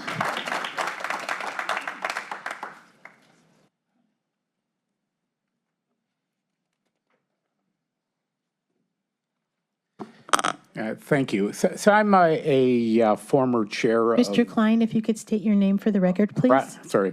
I'm Roger Klein. I'm a former chair of the Cleveland Advisory Council of Israel Bonds and a member of the National Advisory Council. And my comments are my own, but I want to share some anecdotes about why this particular BDS resolution would be harmful to county residents. So I'm a physician, and when I was working at Cleveland Clinic and I oversaw an area in which we tested tumors to decide what therapies to give to patients, we had to use instruments. We had two choices for instruments, and both of those instruments came from Israel. And we had extensive collaborations with the State of Israel in terms of developing methodologies to treat patients. I was just recently with the head of Sheba Hospital. It's ranked 9th in the world. There are multiple collaborations with the best top hospitals like Cleveland Clinic, MD Anderson. And I want to let you know, 20% of Israel is Arab. 20% of the citizens of the State of Israel are Arab, and the percentage of doctors is right in line with that population, and 30% of the new physicians in Israel are Arab. Think about COVID.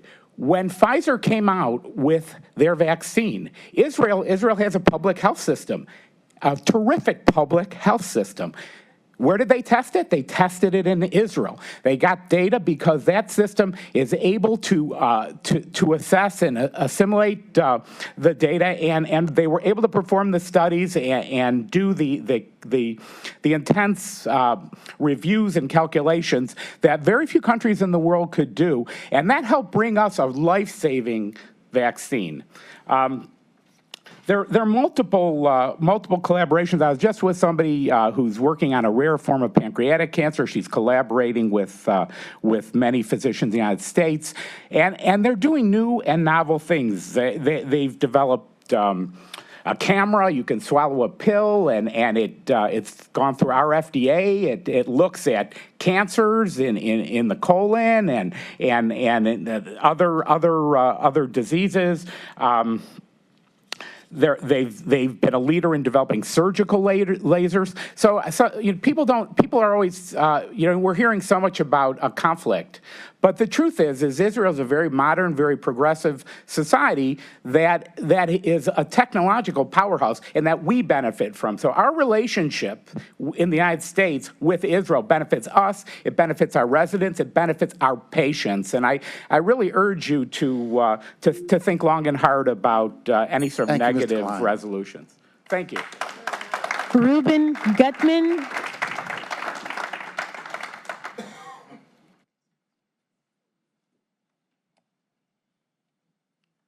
My name is Reuben Gutman, and I've been a resident of this county for close to 50 years. God help me.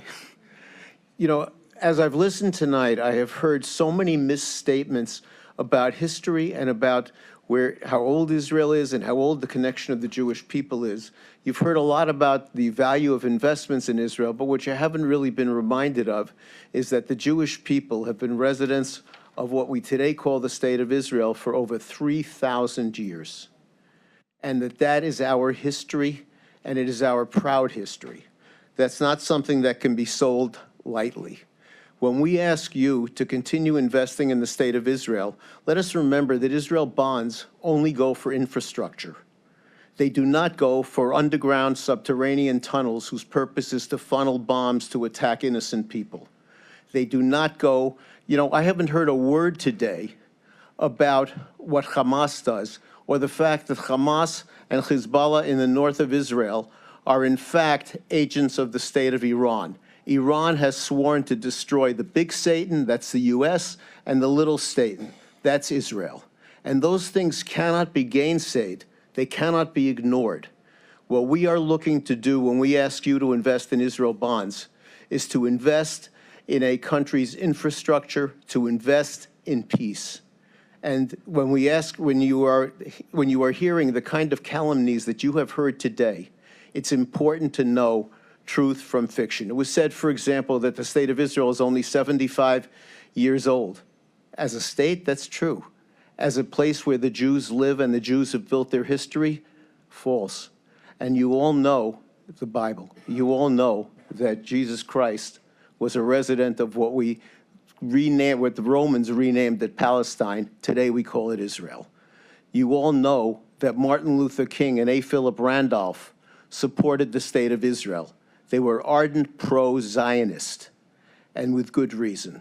Israel has done more for gay populations within its borders, for women, and to provide, you can take a Palestinian patient to any Israeli hospital. You can walk anywhere in the State of Israel and not be fearful. Yet if I were to go to Gaza, if I were to go to Iran, I would be afraid of imprisonment. And the same thing goes for Hezbollah in the north. Think of all the money that has been stolen from the Palestinian people by Hamas in order to wage this war. Think of all the money that has been repurposed for death when it could have gone to Palestinian life. That is why I ask you to overrule and deny this motion. It is not, divestment is not in the interests of the people of Cuyahoga County. It is not in the interests of the people of Ohio, and it is not in the interests of any of us. Thank you. Barry Gutman.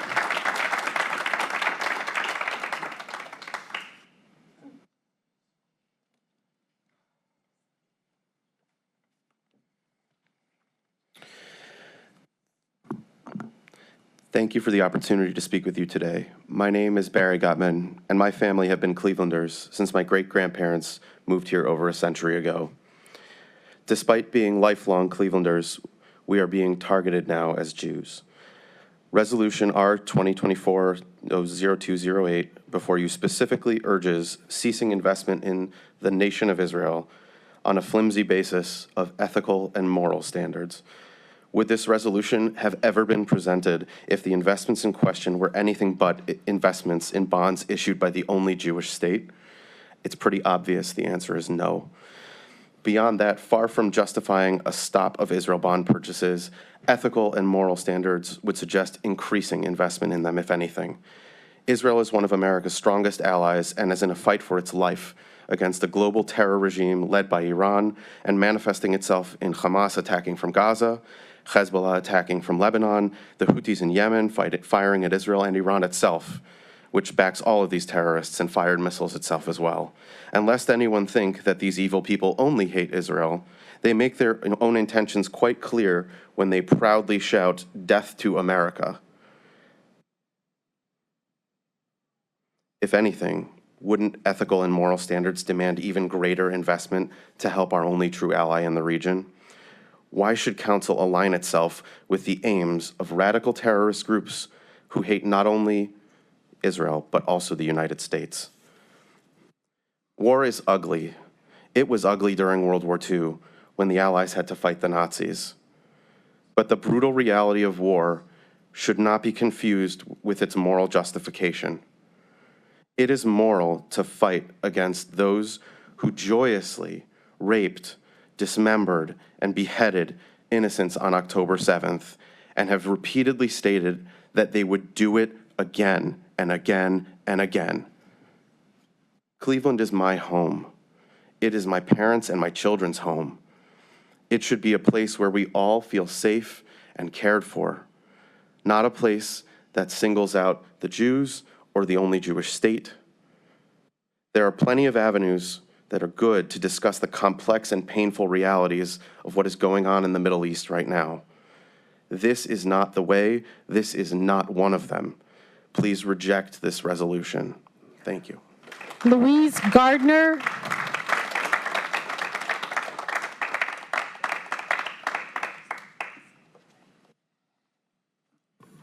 My name is Louise Gardner, and I am not here representing any organization, but myself as a resident of Shaker Heights and someone who loves Cleveland. As a constituent, I urge you to support resolution number R 2024-0208 and cease investments in bonds and debt issued by Israel.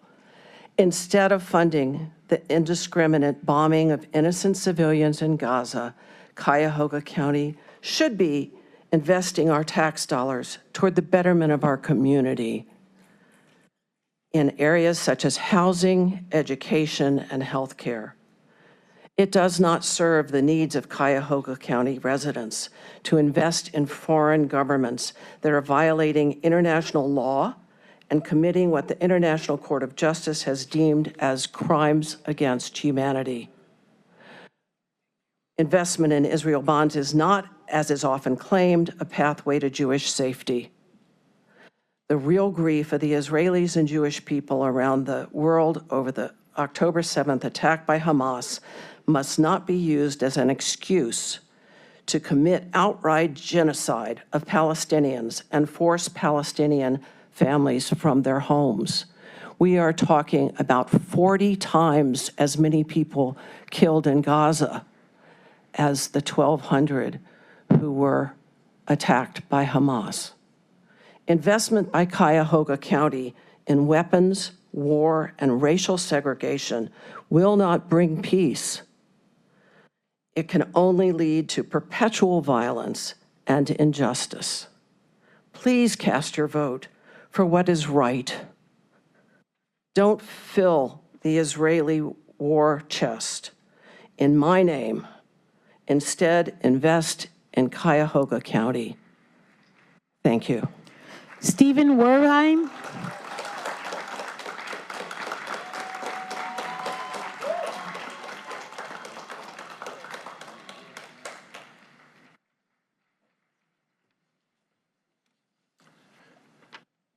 Hello, my name is Stephen Wertheim. I'm sorry, I've got a bit of a cold. I live in University Heights. I was just in Israel yesterday. I have served the county both as its ombudsman and director of 211 First Call for Help. Today I come to you to discuss the proposed legislation that would ban the county from investing in Israel bonds. Quite frankly, I'm perplexed by this proposal, Councilman Stevens. You represent one of the largest Jewish communities in Cuyahoga County. You live around the corner from an institution that cares for Holocaust survivors. We have known and worked together on countless campaigns and issues over the decades. Did you reach out to any of your constituents before you and Mr. Kelly proposed this legislation? Is it your goal to strangle Israel's economy and therefore to destroy the only democracy in Israel, in the Middle East? Israel is a country of 10 million people. Where do you propose the Jews go? If this legislation like this were to pass both here, throughout the country, and the world. Both my parents were Holocaust survivors. It is ironic that your proposal coincides with the President Biden's decision to close off all requests from asylum seekers this week. Today, much like the 1930s and 40s, America is cut off from those seeking safety from persecution.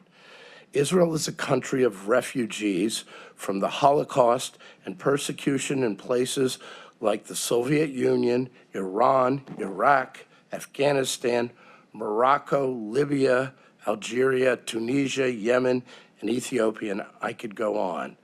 I stand before you as an Ashkenazic, yes, European Jew, but in fact, 52% of the Jews of Israel are either Sephardic, from the Middle East, or from North Africa, Mizrahi. We are told Israel's response to Hamas's massacre on October 7th of 1,200 people is disproportional. But what would the U.S. do if it was attacked by terrorists?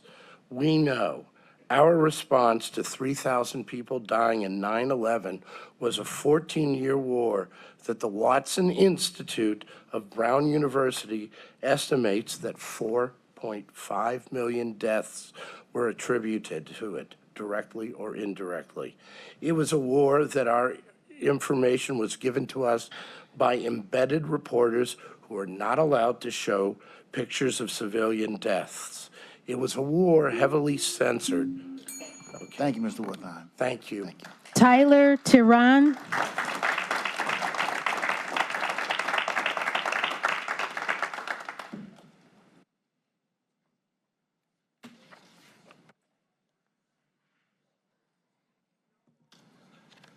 Hello, my name is Tyler Tehran. I am part of Cleveland DSA. I live in Lakewood, and my county council member is Dale Miller. I am here today to demand you stop investing in the apartheid state of Israel. Resolution 2024-0208 is very important to pass so Cuyahoga no longer invests in foreign securities. Children in Rafah are dying of malnutrition, so this absolutely needs to pass. It is necessary that the resolution uses stronger language than urging. We know that the council has the power to create a stronger resolution. You guys need to ensure all communication regarding the continuation or cessation of these investments be determined through a public process, not through a back channel. Investment in Israeli bonds was a political move, not a sound financial investment. We, the people of this county, are tired of our needs coming second to vanity projects like the Israel bond purchase. We demand a more transparent and ethical investment process. When I inform my friends and family that our county has invested $16 million in bonds with Israel, they are often confused and surprised. That is the appropriate response to learning about that information. The money should go back into the county where it can help residents. The reality is Cuyahoga County is investing in Palestinian starvation and disease, and it needs to stop today. Marlene Klein.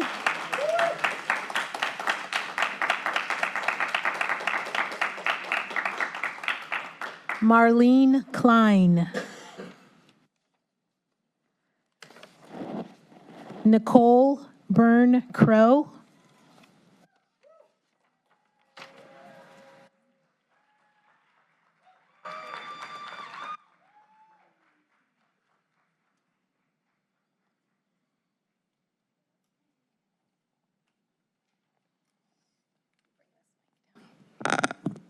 Hi, my name is Nicole Bourne-Crow. I'm from Jewish Voice for Peace. I'm a longtime resident of Cuyahoga County, and my Jewish family have lived here for over 70 years. I'll talk a little bit about my Jewish identity today. I'm also Middle Eastern, but I can see that the hearts and minds of the Arab people don't move you very much, so I'll stick with my Jewish people today. My Jewish grandfather survived multiple labor camps during the Holocaust, while his brothers did not. His trauma from what he endured was so great that he kept his Jewish identity and his experiences during the war from his wife and his children. After the war, he escaped and immigrated to Cuyahoga County. I know that if he were alive today, he would be standing here with me saying shame. Shame on this county, shame on the United States for once again being complicit and silent in a genocide. The trauma that my ancestors endured led me to work to help others heal from ancestral trauma. Did you know that the trauma of war lives in the body for generations? That my grandfather and what he experienced is epigenetically passed onto his children, and to me, and to my children, and to my children's children. It's that same unhealed trauma that is playing out today in Israel, continuing to pass on these cycles of violence onto the Palestinian people. Imagine the thousands and thousands of Palestinian children and the trauma that they now carry, that their descendants will carry as they witness ethnic cleansing, famine, and unending genocide. I need you to understand that despite what you are hearing from Zionist Jewish organizations in Cleveland, that Israel is not Judaism, that committing genocide is not a Jewish value, that being anti-Zionist is not the same as being anti-Semitic. We hear a lot about Jewish safety, that this genocide is being waged to keep Jews safe. I can tell you unequivocally that this genocide makes Jews less safe, and that the actions of Israel are rooted in greed and violence and fascism. Do not be fooled by this false equivalency. I am here today to demand that Cuyahoga County divest from its investment in Israel and pass the resolution, and that my taxpayer money not be used to score political points and destroy lives abroad instead of taking care of Cuyahoga County residents here. Never again is now. Not in our name. Free Palestine. Thank you for your time. Sean Abbott Klefter.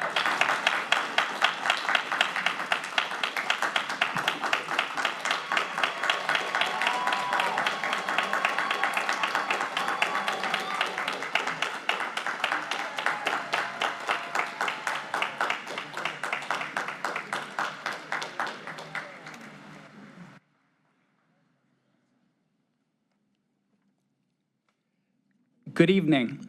My name is Sean Abbott Klafter, and I live in Cleveland Heights. I want to thank Councilmember Stevens and Kelly for bringing forward the resolution which moves the county toward divesting from all foreign bonds and sovereign debt.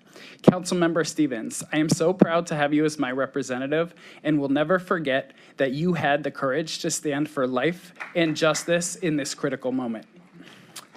No doubt, the council will come under pressure from all sides as you debate and discuss this resolution. I want to say a few things about misgivings that you may have. First, ceasing investment in Israel bonds is in no way anti-Semitic. My great-great-grandfather, Moses Klafter, immigrated from Hungary to New York City at some point in the early 1900s. Moses was educated in Hungary before he left for the U.S. He was given a gift of several important texts written by the Rabbi Moses Sofer, a prominent Orthodox rabbi in Europe in the early 19th century. Moses saved these texts in his library and for a time served as a rabbi in New York City. I don't know much more about Moses Klafter, but perhaps he passed his moral and ethical commitments to the family he made in New York. My great-grandfather, Simeon Klafter, was an early member of the New York City Teachers Union and was active in the Workmen's Circle in New York, a left-wing Jewish organization that promoted Yiddish language and culture, as well as the labor movement. His son, Ira Klafter, who is not particularly religious, was a committed political activist as well. He was blacklisted for his political views during the McCarthy period and fired for his job as a teacher.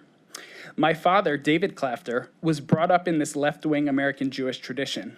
He was jailed for his work opposing the war in Vietnam and has continued to fight for justice and a better world throughout his life. My mother, Suzette Abbott Abbott immigrated to New York City just like Moses Clafter.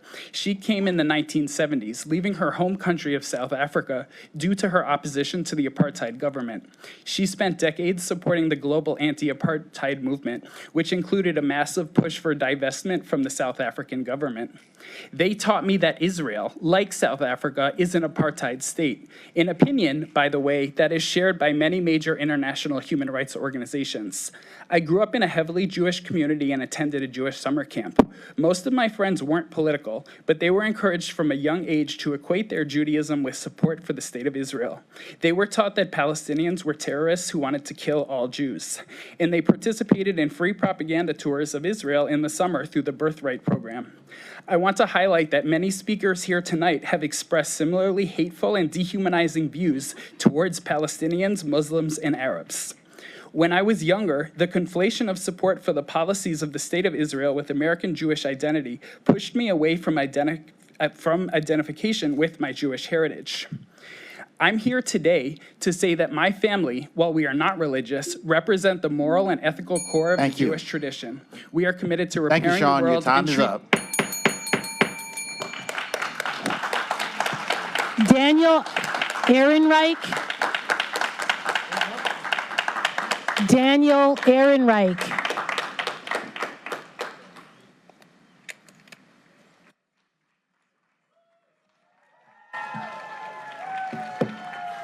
Thank you to the crowd outside. I appreciate your support. My name is Daniel Ehrenreich, and I'm a Cuyahoga County resident and attorney, and I oppose the anti-Israel resolution that is on the agenda for today. However, before I start, just one brief note that concerns me. It does seem like a really bad idea to take investment advice from socialists. Just a note.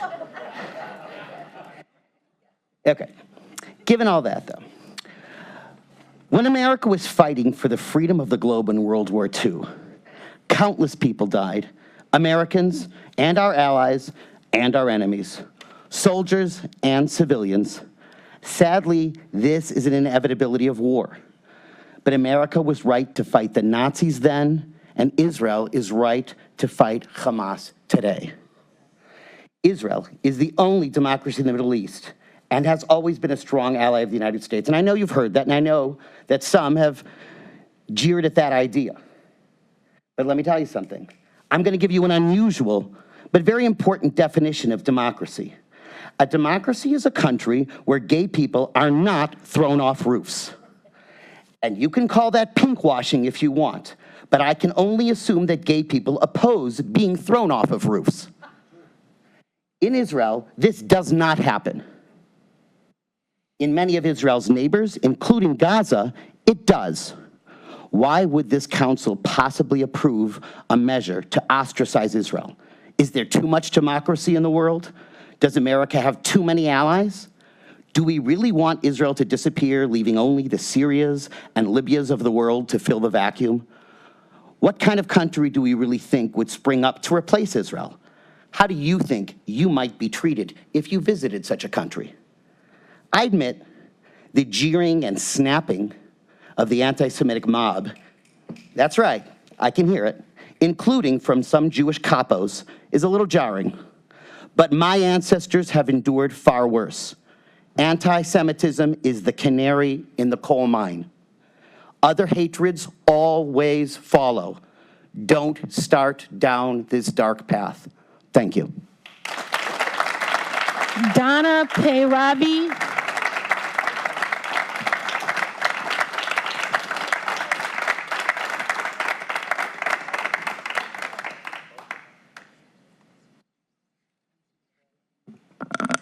Good evening. My name is Donna Peyravi. I live in District 2. Dale Miller is my council representative. I'm here to talk about my support for proposed resolution 0208 and urge council to take more responsibility for achieving divestment and accountability. Someone earlier said they cannot imagine why this council would propose the resolution. 2 weeks ago, I watched a man in shock holding the body of a child with its head removed from its body.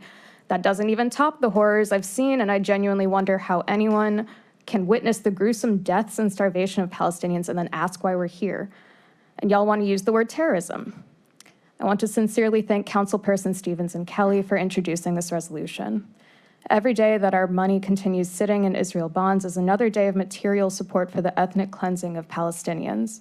As an Iranian American, I understand what it's like to have a country you pay to live in see your identity as one of violence and terrorism inherently, and hear leadership gleefully suggest turning a place you call home and your loved ones into a parking lot.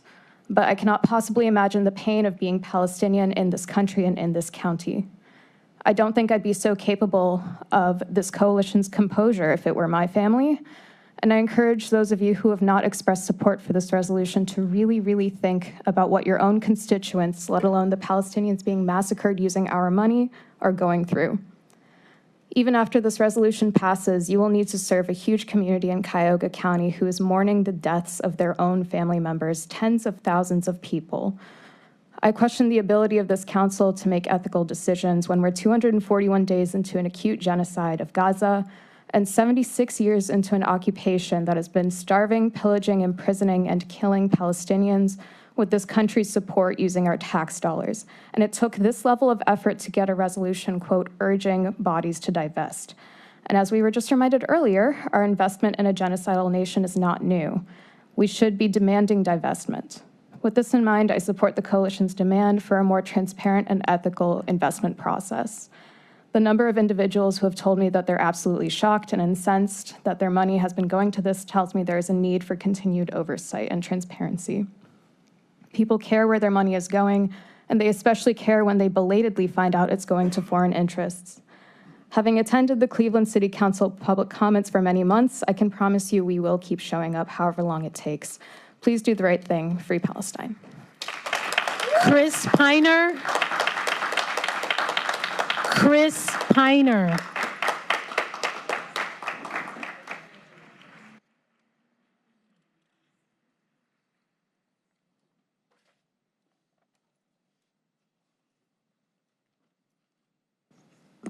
Hi, my name is Chris Pinner. I'm a lifelong resident of Cuyahoga County, aside from a chunk of time when I lived in Columbus for college.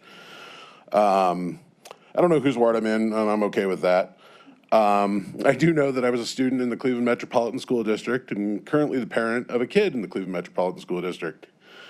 So as a kid, I saw and see now on a daily basis the lack of resources and money these schools face constantly. Students, teachers, and administrators of CMSD are constantly told the lack of money is why they're all asked to do more with less each year. Now, I know that Cuyahoga County Council is not directly responsible for CMSD funding, but I also know that CMSD itself wouldn't turn down $16 million from the county. But instead, since last October, this council has decided to send that money to Israel, a country that is directly perpetuating the genocide of the Palestinian people. This investment is supposed to, from what I understand, give a yield of slightly over 5%. So all told, using these approximate numbers, this good investment will make the county about $800,000. Now, since October, when this money started going, Israel has killed over 40,000 Palestinians. We don't know the exact number, as understandably people who are constantly struggling to stay alive don't always have the best statisticians. But let's use that 40,000 number. What this means is that Cuyahoga County is going to make a profit of a little over $20 for each dead person. Of course, that $20 return on investment goes down for each new person killed, but that really doesn't matter because we'll still get the 5%.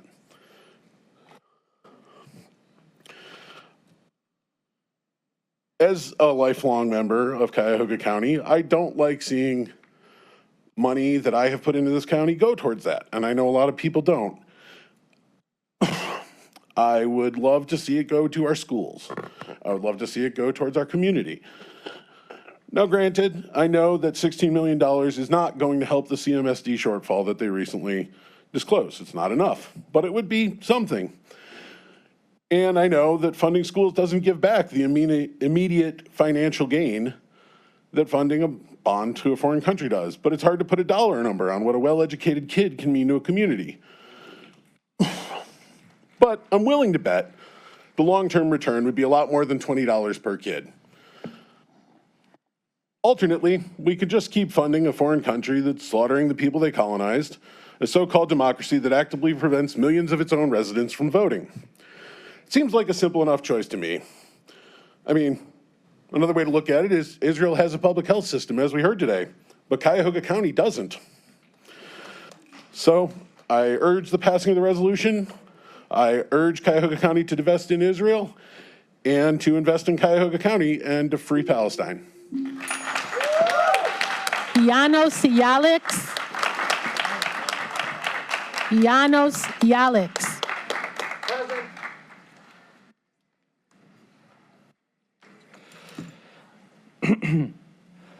My name is Janos Yalix. I work here in Cleveland. Now, before I begin, I would like to acknowledge the discomfort of the Israeli bonds director at seeing my bloody hands. Thank you, Lady Macbeth, for your discomfort. I apologize for anything that I might have caused, and I would like you to actually wash your hands of crimes by not being invested in genocide. Because I can wash my hands, you can't.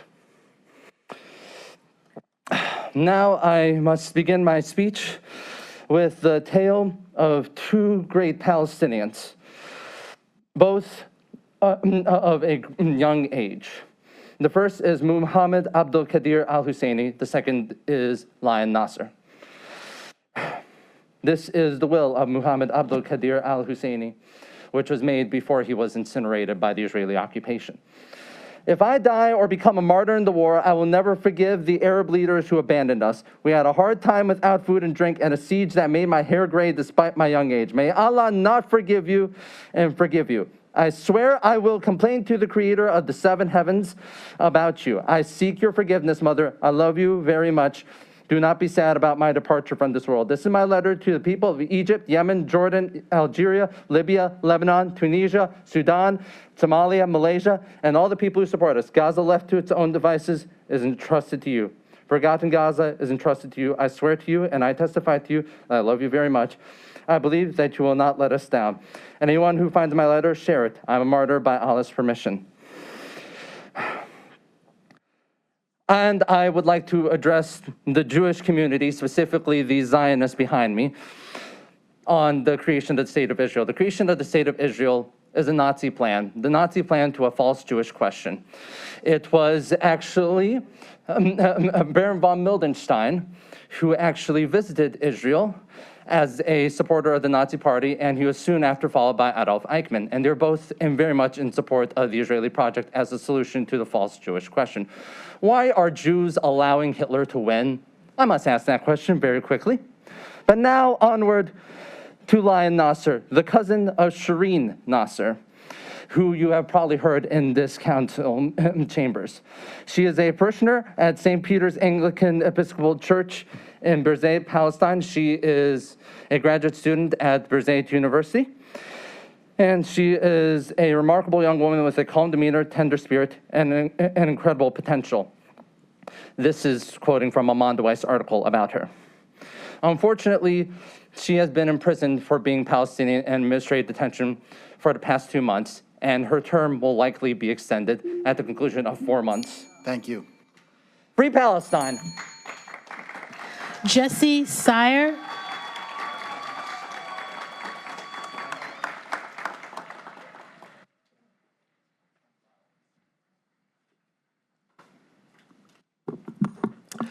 Hello, thank you for having me here today. I would like to start off, my name is Jesse Sear, and I am a resident of Garfield Heights. I am here to support the passing of the resolution for divestment of funds from Israeli bonds. There are many people in this room and behind those doors that can speak much more eloquently than I can. I understand that. I've never really been a political person. I've never attended a public council meeting. But for everything that's going on in our world presently, that changes today. Since I was 18 years old, I have voted in every single election. I have even voted for some of you sitting up here today in front of us. My whole life, I have been told that there are certain things that we just couldn't possibly afford for this country.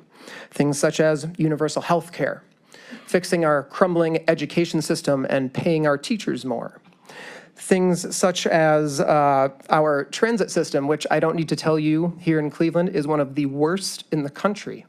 We just don't have money for it. which always kind of confused me a little bit. But then suddenly, seemingly overnight, snap of a finger, we have billions and billions of dollars to send to a foreign country.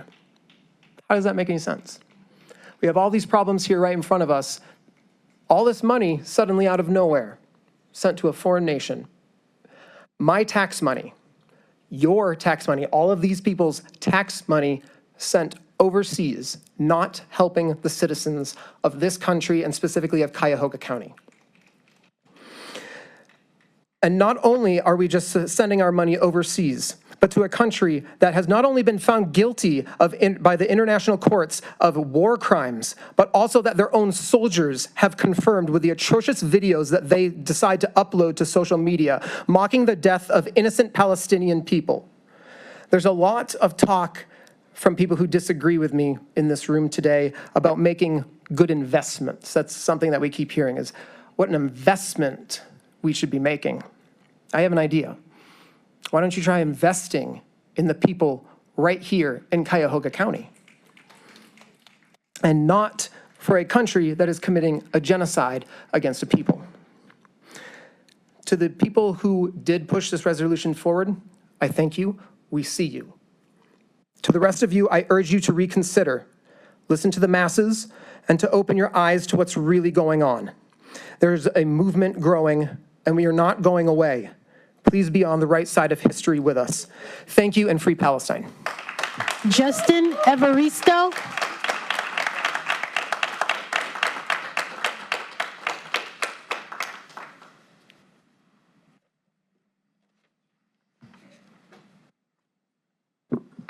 Hello, council members. My name is Justin Evaristo. I'm a Cuyahoga County resident, also here with Cleveland DSA and CPAC, which is the Cleveland Palestine Advocacy Community.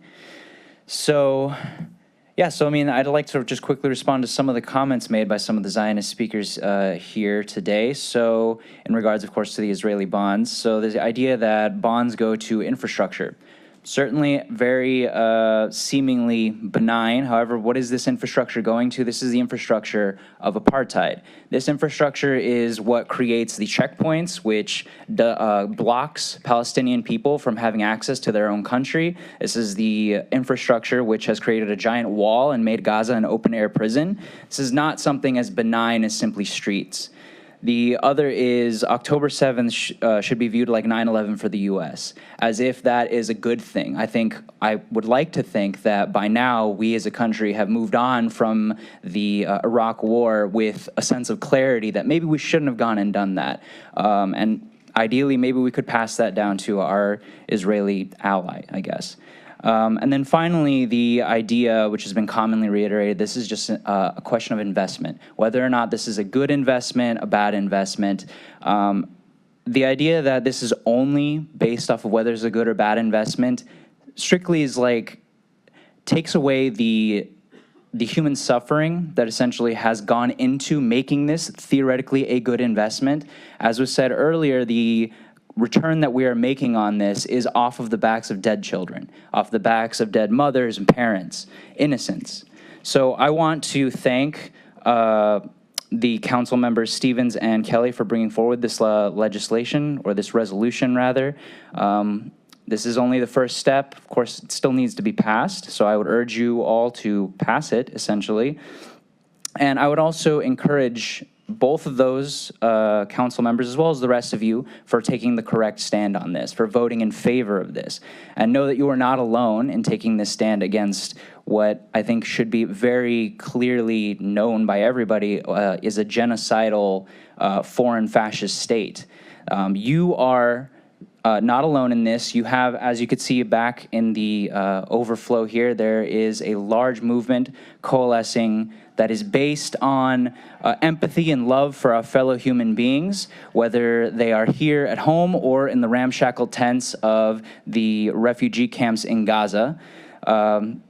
So yeah, we are not naive enough to simply be okay with seeing a resolution be read. We want to make sure that it is passed. And along with that, also the rest of our demands that we have consistently reiterated, which is the report outlining the due diligence process, as well as the creation of that investment oversight board. So, free Palestine. Matthew On.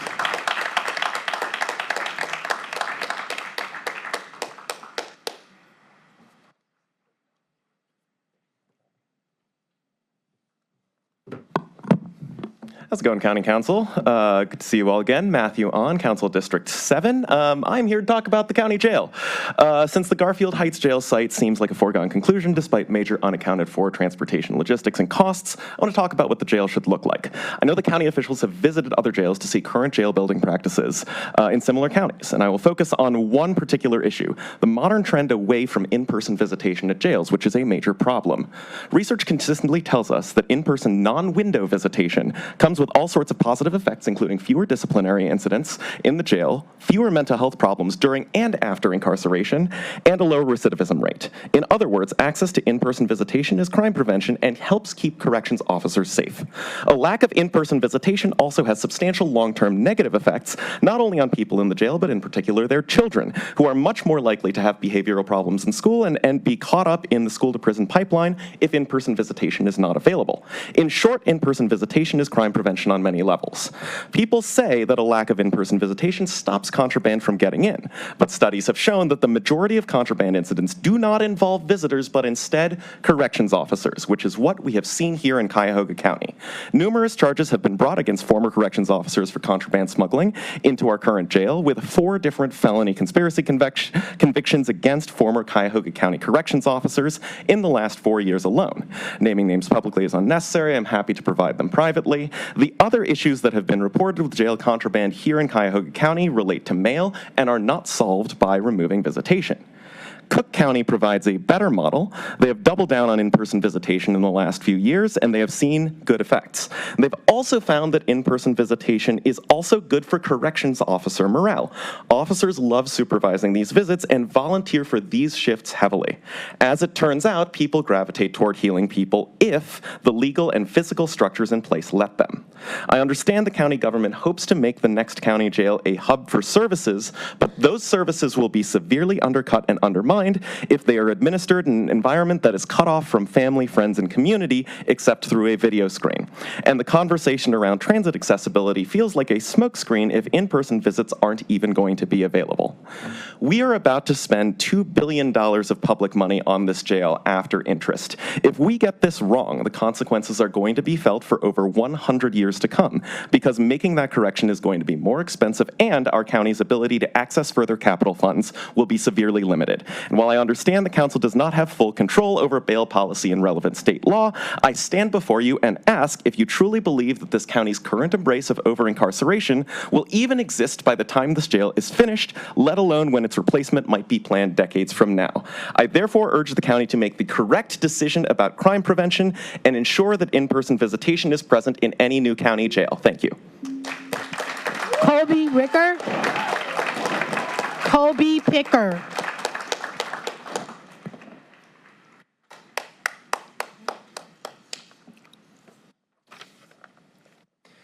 Hello, Council. My name is Kobe Picker. I'm here with the group Jewish Voice for Peace. I personally identify as a nice Jewish boy. I'm here to thank those who have drafted the resolution and are planning to introduce it today, and encourage you to pass it with an amendment to strengthen the language urge to require. It's been very interesting for me. I hope it's been interesting for council to hear the arguments of the opposition who's come here today.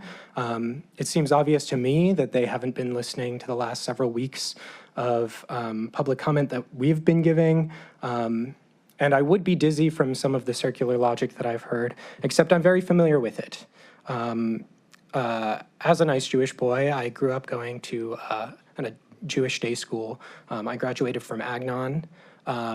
And there's a very peculiar way that the politics of Zionism are taught in our Jewish institutions in the Cleveland area, and I believe that it is somewhat unique to other cities.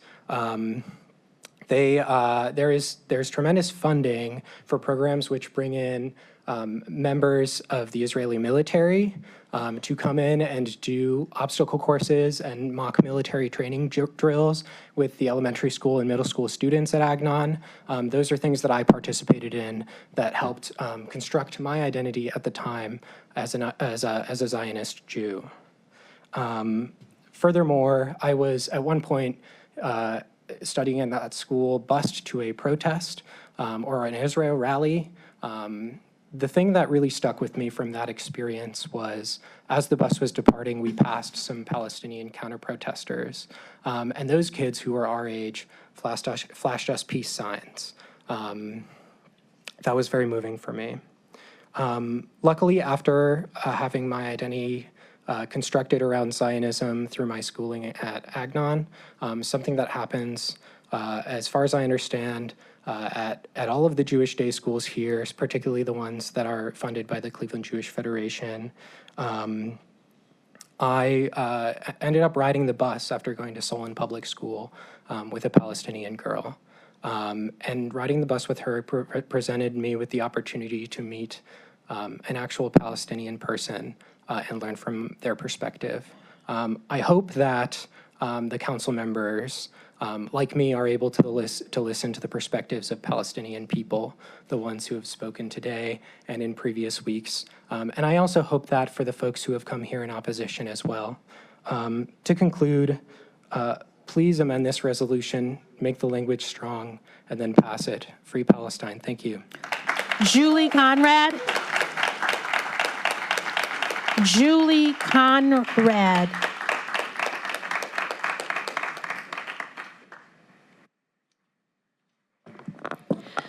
Hello, my name is Julie Conrad. I am a homeowner in Seven Hills for 11 years and a member of the Cleveland Democratic Socialists of America. I think everyone in this room at one point or another in their lives have felt powerless to change things in society, especially to change things during a war halfway across the world, especially in our current political climate, and especially with the incompetence and inaction in Washington. I am here tonight at my first ever county council meeting. I have attended because there is something we can do. $16 million is not nothing. It's actually a lot of money, and divesting that money will make a dent in the killing that is happening in Palestine. Not only that, divesting from Israeli bonds will erode more of their financial confidence and encourage other counties, cities, and states across the U.S. to divest. I am here tonight because not only is divesting from Israeli bonds the right thing to do morally, it is the popular thing to do. Polling from early May from Data for Progress states that 70%, 70, likely U.S. voters support a permanent ceasefire and de-escalation in Gaza. 83% Democrats, 65% independents, and 56, yes, more than 50% of identified Republicans support a ceasefire. I hope I don't have to point out the party affiliation of the county in this meeting. Council, you can feel confident that the majority of your constituents want a ceasefire and peace in Gaza. We've heard a lot tonight about democracy. Democracies all over the world. Well, I was taught that the U.S. is the best democracy in the world, and yet I don't see anyone listening to the people in this matter. So again, what can we do to affect change? Well, you lucky folks here have way more power than those of us over here, and you can do a lot. I thank Councilpersons Stevens and Kelly for bringing forward this resolution and the importance of keeping our dollars here rather than in securities in foreign entities. While we're grateful that some action has been taken, we'd like to see a few changes, which have already been talked about. Please strictly prohibit investments in foreign entities rather than urge, and also ensure all communication regarding these investments are public and not a back channel. Yes, the wording is important. We live in the state of Ohio, where voters have clearly voted against gerrymandering and current school funding systems several times, and because of the language in those policies and laws, we still haven't gotten what we voted for. If you're wondering why people don't trust politicians, that's one of the reasons. Council, do your part, change your world for the better, free Palestine.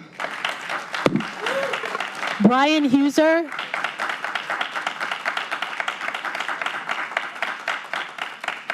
Brian Huser.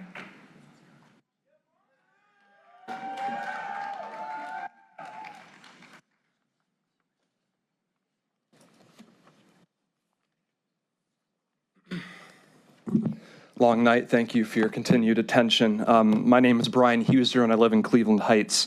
I am a Jew standing here imploring you to pass the resolution and to divest from Israeli bonds. You have a lot of people in your ear telling you that divestment is anti-Semitic, that it targets Jews for their Jewishness and makes the world unsafe for Jews as such. That doesn't pass muster.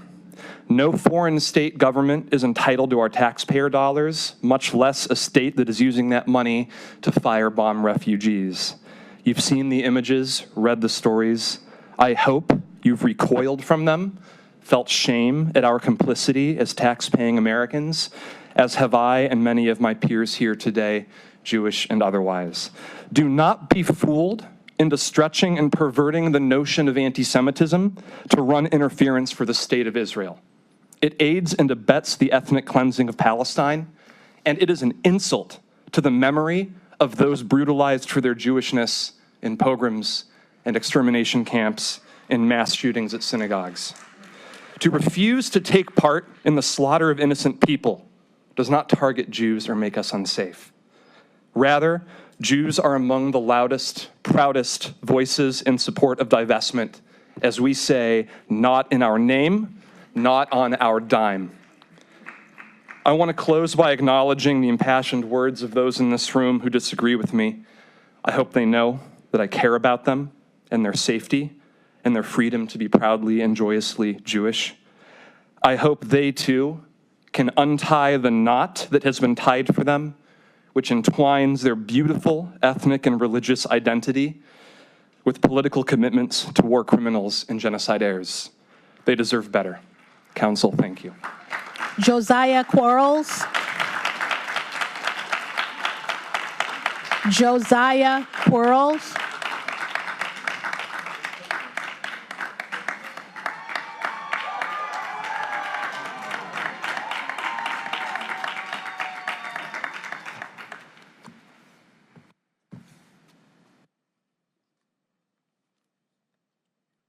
All right. It's kind of cool walking in from out there. I'd like to first off start by saying a thank you. Thank you to council for actually hearing this and being able to have this discussion today. I think this is very important. And for the council members who put it forward, that is appreciated as well. I work at, and my name is Josiah Quarles, most of you are familiar with me. I work at the Northeast Ohio Coalition for the Homeless, and what is striking to me is that this is not truly a political issue. This is a humanitarian issue. There are always politics involved in everything within our lives, but this is about human dignity, the right to exist. And I think when we talk about investments, and it was mentioned before about strong financial returns on these investments, there are a lot of things that have strong financial returns. The transatlantic slave trade had strong financial returns. The Opium Wars in China had strong financial returns. The mining of diamonds and cobalt and other valuable minerals in the African continent have high returns. And yet I think we should all agree that investment in those processes, investment in those institutions that perpetrate the genocide and the disenfranchisement and the displacement and the dehumanization of people across the planet do not have good returns, because they return to us right here.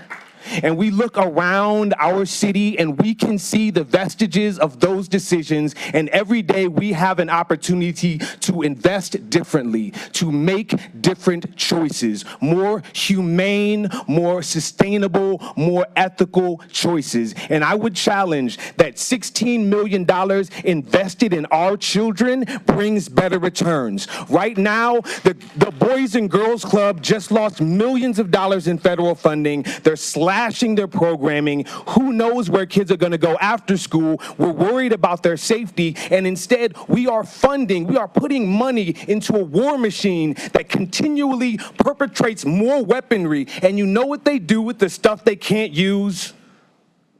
They find it on our streets. And our kids are gunned down and gun each other down. And I would just like for us to understand the reality with what we grapple with every single day. Thank you for everyone who came out. Free Palestine.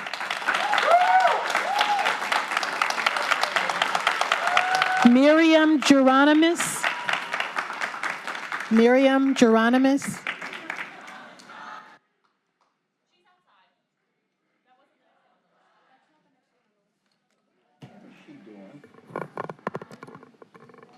The name is Miriam, repeat the name again, Andrea. Miriam Geronimus.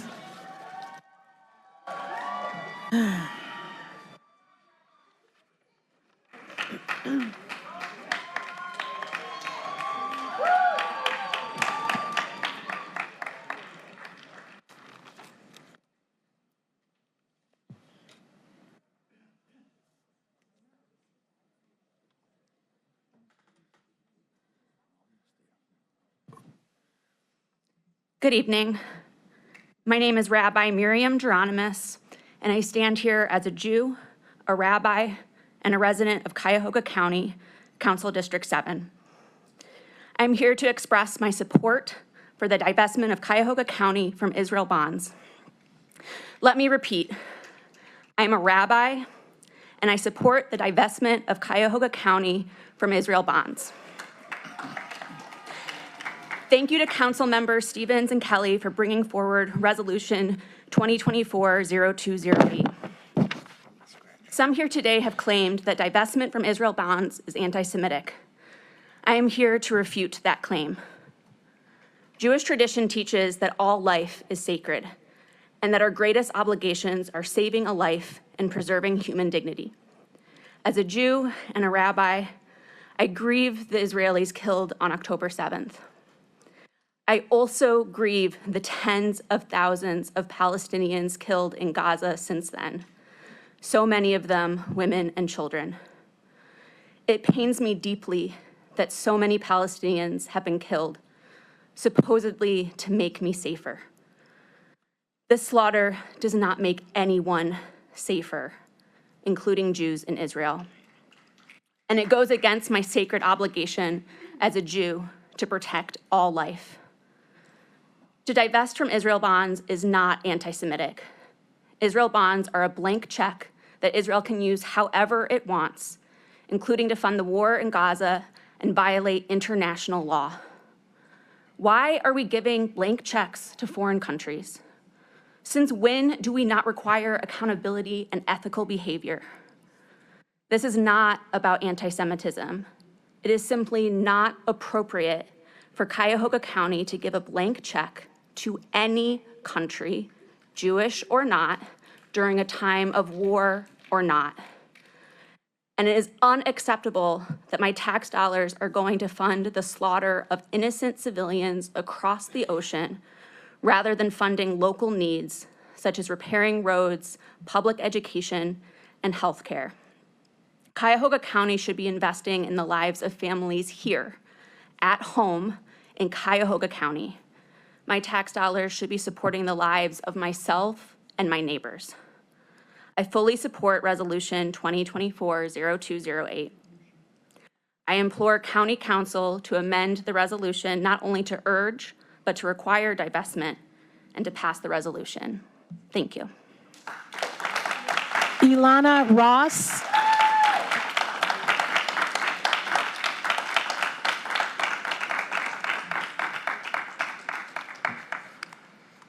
Hello, my name is Ilana.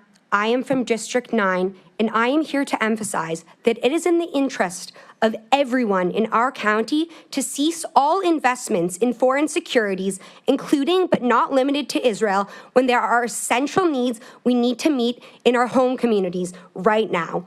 When there are people experiencing homelessness, underfunded public schools, and families living without enough food to feed their children, we should not be investing this county's money anywhere else but here.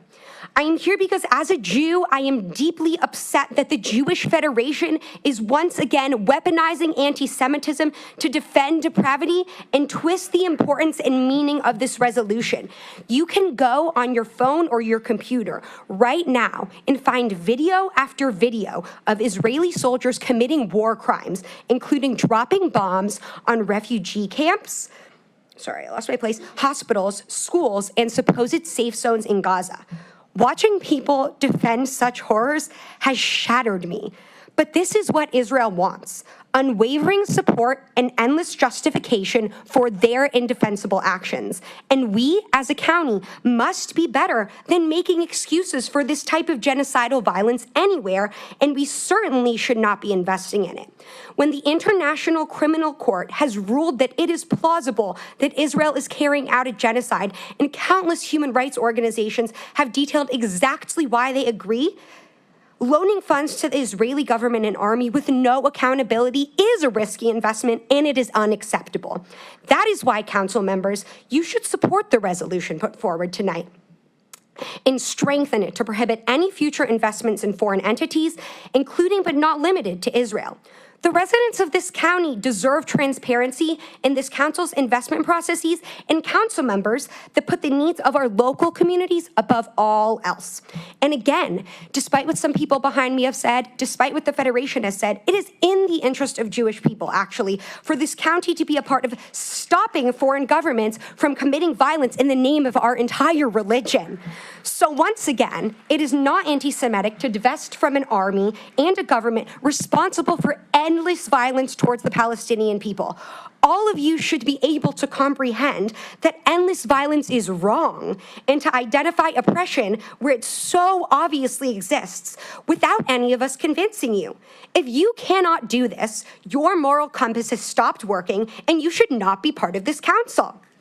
It should be an easy decision for you tonight to divest from foreign entities and invest in communities across Cuyahoga County instead. Thank you. Tan-Mei Shah. Tan-Mei Shah.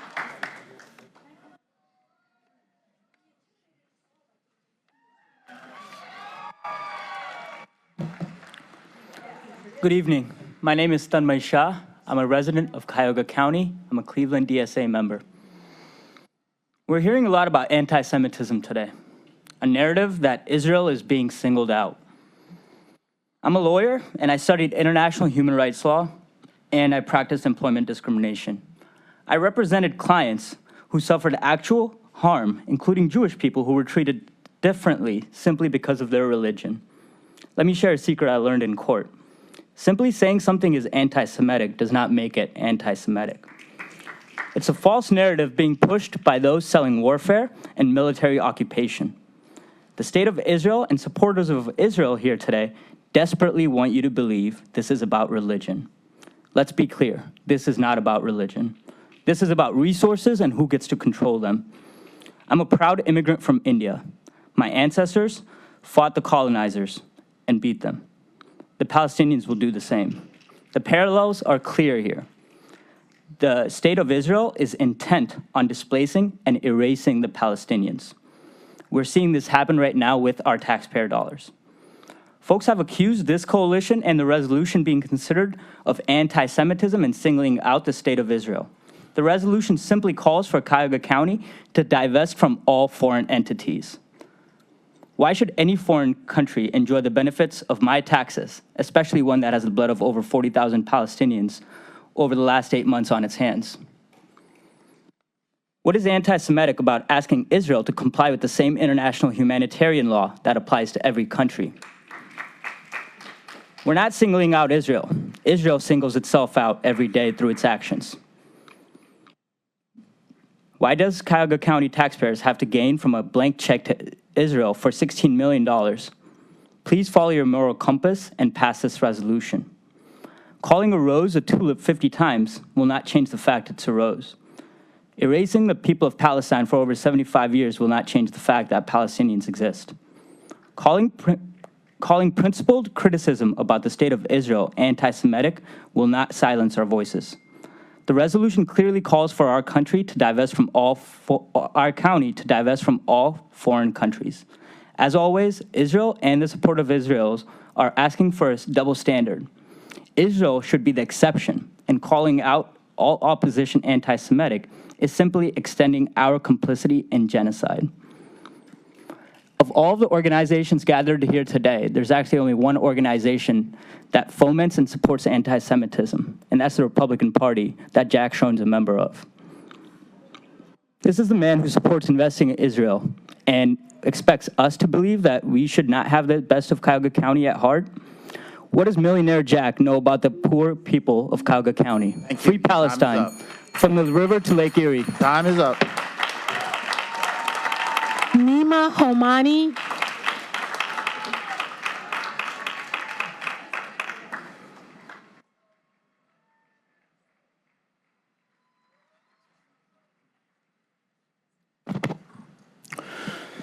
Good afternoon. My name is Nima Homami. I'm a resident of Strongsville, Ohio.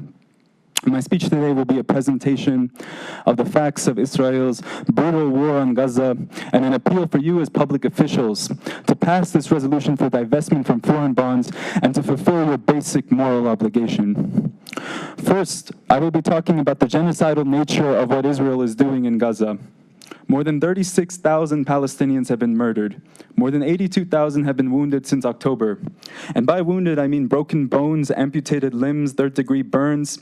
And in Gaza, they don't have access to vital medicine like anesthesia because of the Israeli blockade. So frequently, treatable injuries become fatal.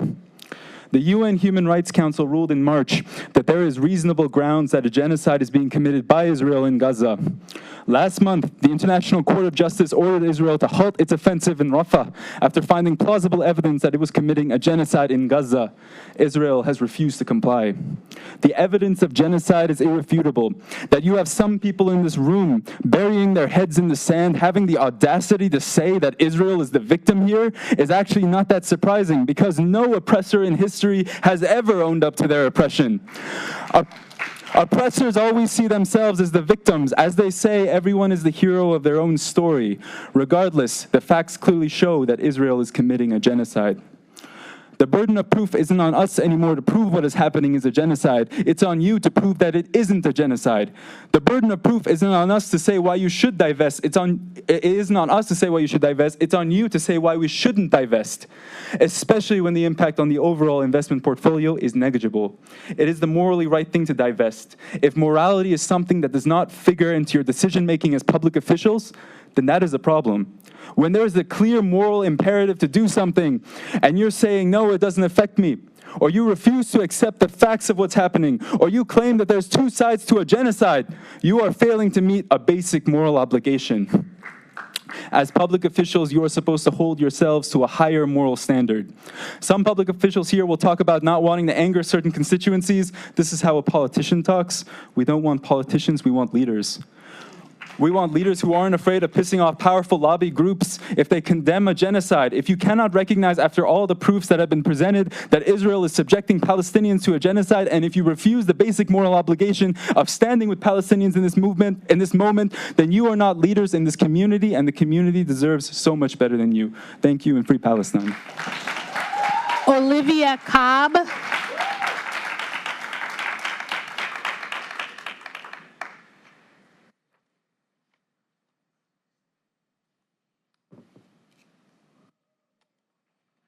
My name is Olivia Cobb. I'm a resident of Cuyahoga County.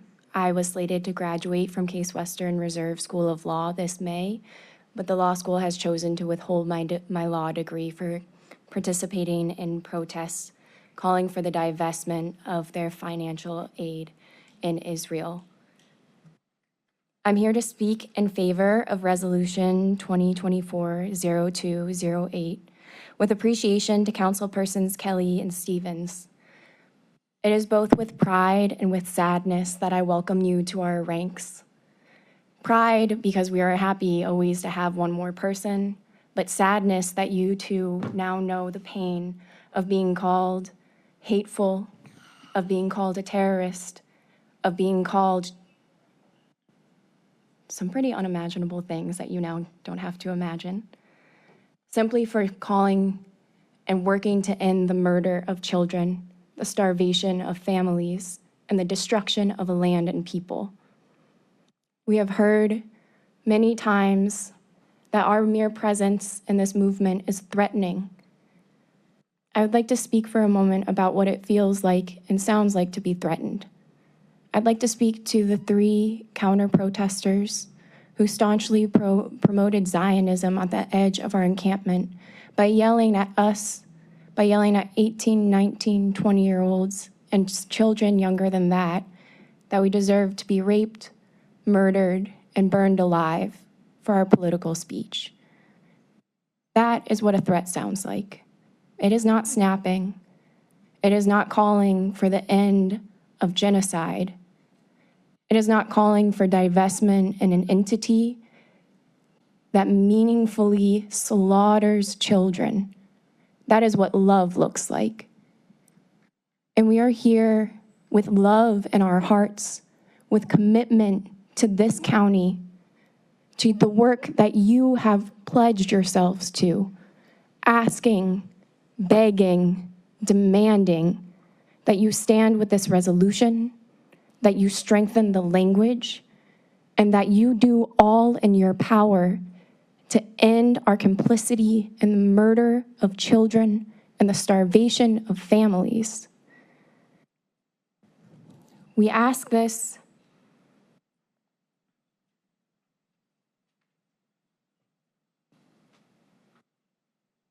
with such sadness in our hearts that this is a fight that we have to spend our time on.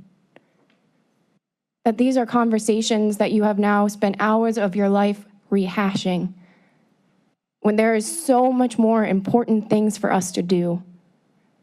But the masses stand with you, and they stand with this resolution.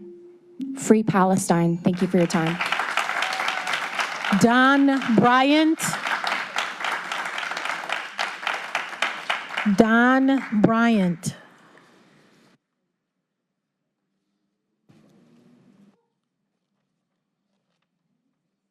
My name's Don Bryant. I'm president of Cleveland Peace Action. When I traveled to Gaza in 2009 after Operation Cast Lead, geez, it sounds like something that NRA led, right?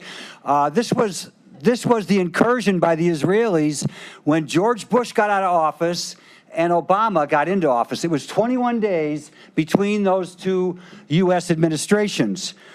We got into Gaza in March '09, and the first people I traveled with, 3 Arab Americans, an Iranian American, and 2 Jewish Americans, and we all got inside Gaza, and the first people we saw were the children just getting out of school.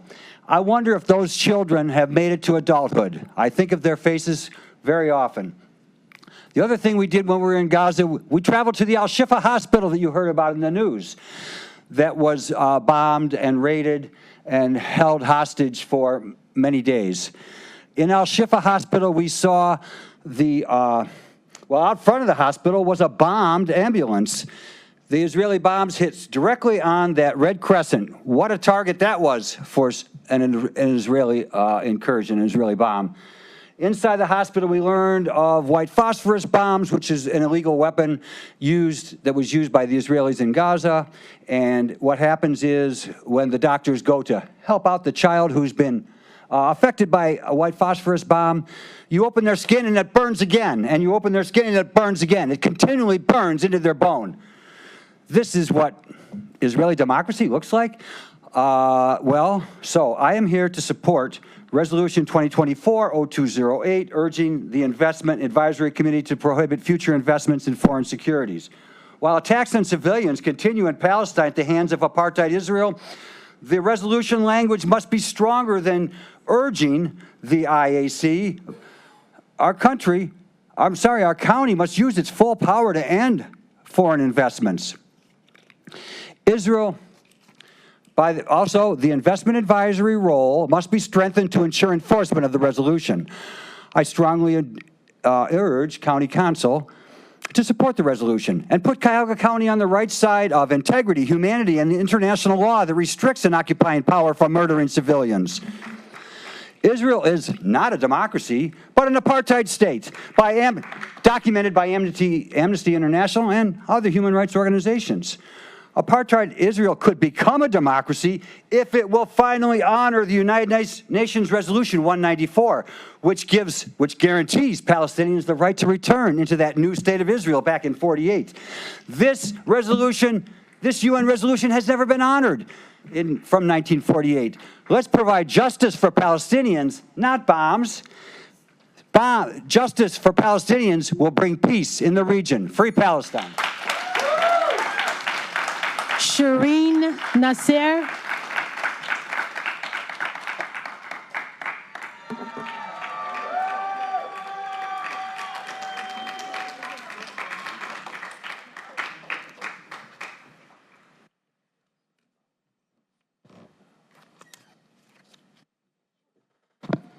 Hello, my name is Shireen Nasser. I'm a Palestinian American, a resident of Cuyahoga County. I want to start off by thanking Councilpeople Stevens and Kelly for their immense bravery in introducing a resolution I'm not sure everyone in this room actually read. The resolution calls for the county to end investment in any foreign country. As a resident of Cuyahoga County, I firmly believe that this move would help keep our county focused on county business instead of foreign business. I want to make it abundantly clear that those here supporting this resolution and asking for you to keep our money at home represent beautiful, engaged Cuyahoga County residents who are here for love for each other. Outside this room, my Muslim and Jewish family are watching my Palestinian Christian kids. This is what unity actually looks like. That's the world that we are pushing for. Meanwhile, I question if the people in here claiming that Israel is the only democracy in the Middle East have ever even met a Palestinian. Ask any Palestinian resident of Israel if Israel is a democracy. Ask any Palestinian living in Gaza where they just dropped a bomb on a refugee camp and burned 45 people alive if Israel is a democracy.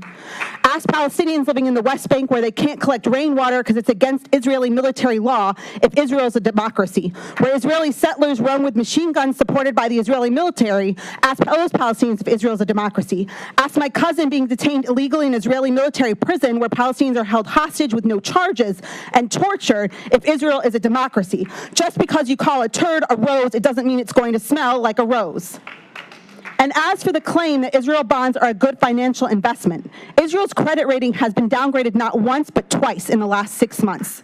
The Israeli government is hell-bent on continuing the ethnic cleansing of Palestinians, even if their economy is in a free fall. All that aside, to those here telling councils to make financial decisions above moral ones, shame on you. Shame on you for putting money over the well-being of your neighbor. And make no mistake, I am your neighbor.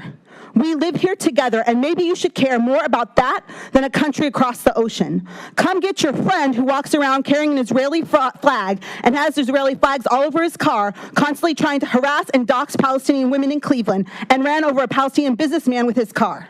Come over here and help us lobby to move money to our communities instead of jails and foreign governments. Shame on you for forgetting your neighbors right here. As a Palestinian, I am telling you, all of our safety comes together. Your safety cannot come at the expense of my safety. Our safety, all of our safety is tied together, and until you're willing to stand side by side with us, Palestinians and all of us, then none of us will ever be safe.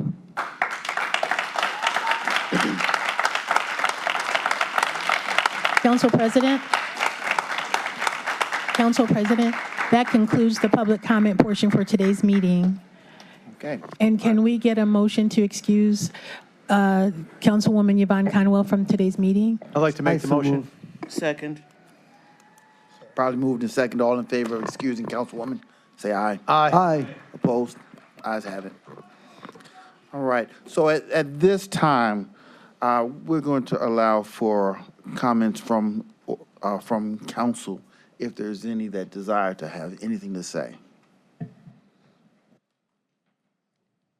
All right. If not, announcements from our county executive. Thank you, Council President, members of council, members of the public. I'll be brief here. I just wanted to start with acknowledgement of the senseless violence that happened in Akron this late Saturday night, early Sunday morning.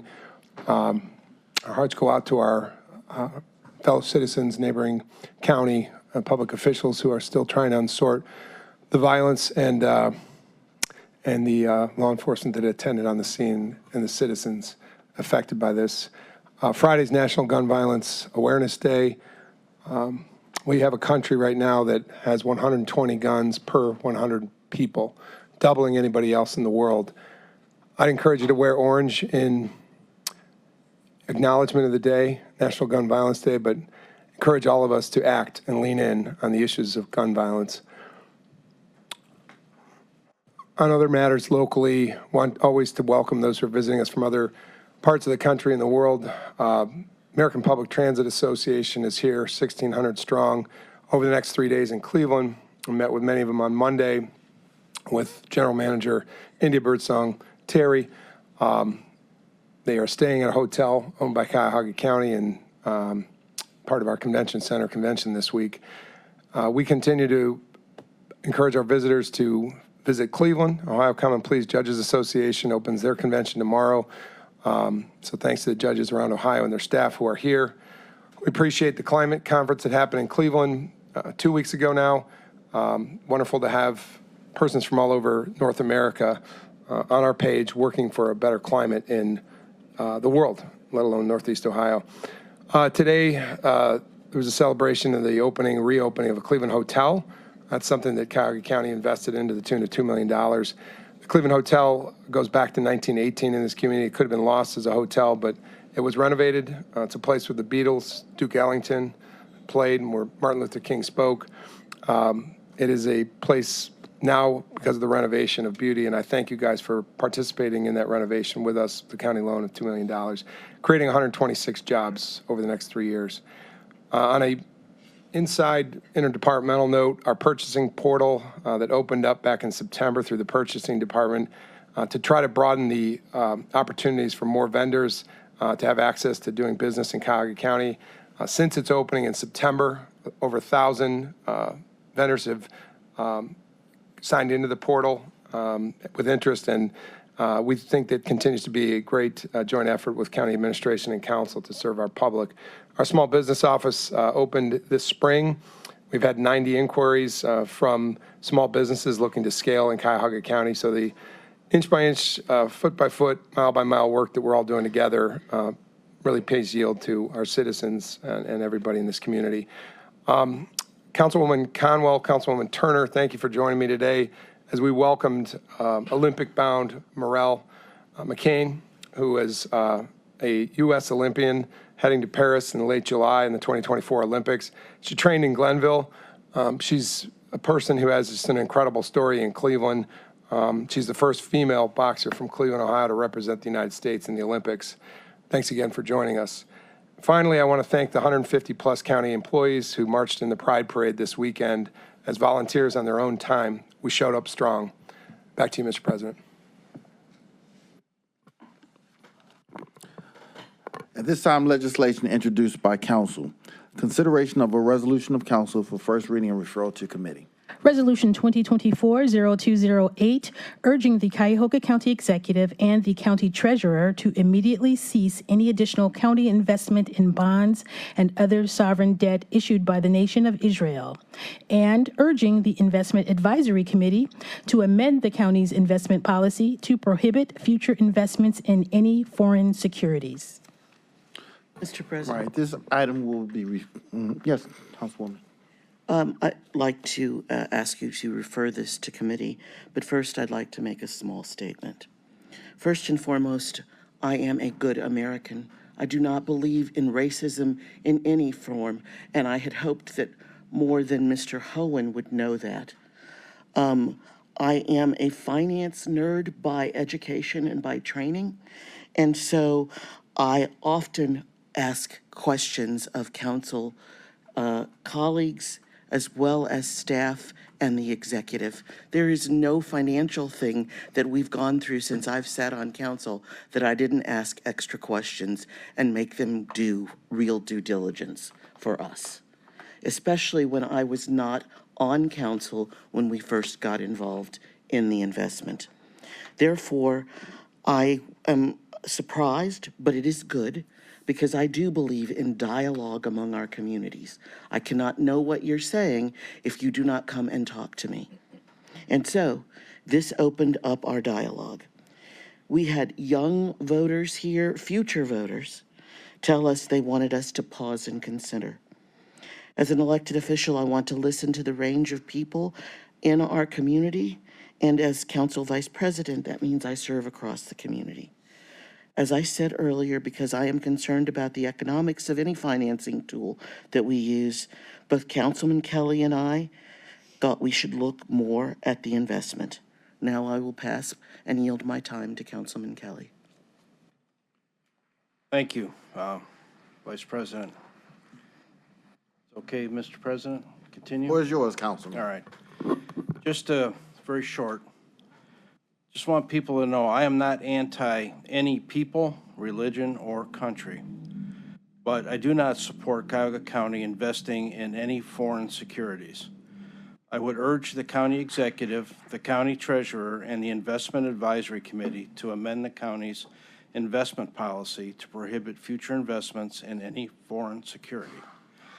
Final investment authority lies in the hands of the county treasurer per the Ohio Revised Code. Any other comments? Mr. President. Councilwoman Simon, the floor is yours. Thank you so much. I first want to thank everybody who came out tonight in the past several weeks. I truly appreciate the perspectives of everybody who's come before us. I do oppose Resolution 2024-0208 with some concern about the legality of that at this time. I first want to say, however, that the sponsors of this resolution are not anti-Semitic. I've worked with Councilwoman Cheryl Stevens for years. Councilwoman Stevens has a long record of supporting our Jewish community, which speaks for itself. Thank you. Yesterday, we learned that 4 Israeli hostages were killed: Amir Cooper, Yoram Metzger, Haim Perry, and Nadav Papawell. The anguish of losing loved ones and the trauma of the Hamas attack is felt by the families of hostages, their community in Israel, and their extended Jewish community in Cuyahoga County. All right, sorry. We must support efforts to free the hostages, some of which are Americans. At the same time, Palestinian families are also suffering the trauma of war and facing starvation from lack of aid and resources such as clean water. 7 members of the Casas family were killed in a Christian church, including members of former Representative Justin Amash's family. The anguish of losing family members in Palestine is felt in Palestine and is also felt here by families in Cuyahoga County. There's extraordinary suffering in Palestine and Israel. We can't forget our humanity in times of war. Human beings are not collateral damage. We will not learn how to live together in peace by killing each other's children, and that's what's happening. It's my hope for a ceasefire and that we can find peace between Palestine and Israel. We must find a solution. I don't think passing this resolution at this time in this form is the answer, and I apologize for my emotion.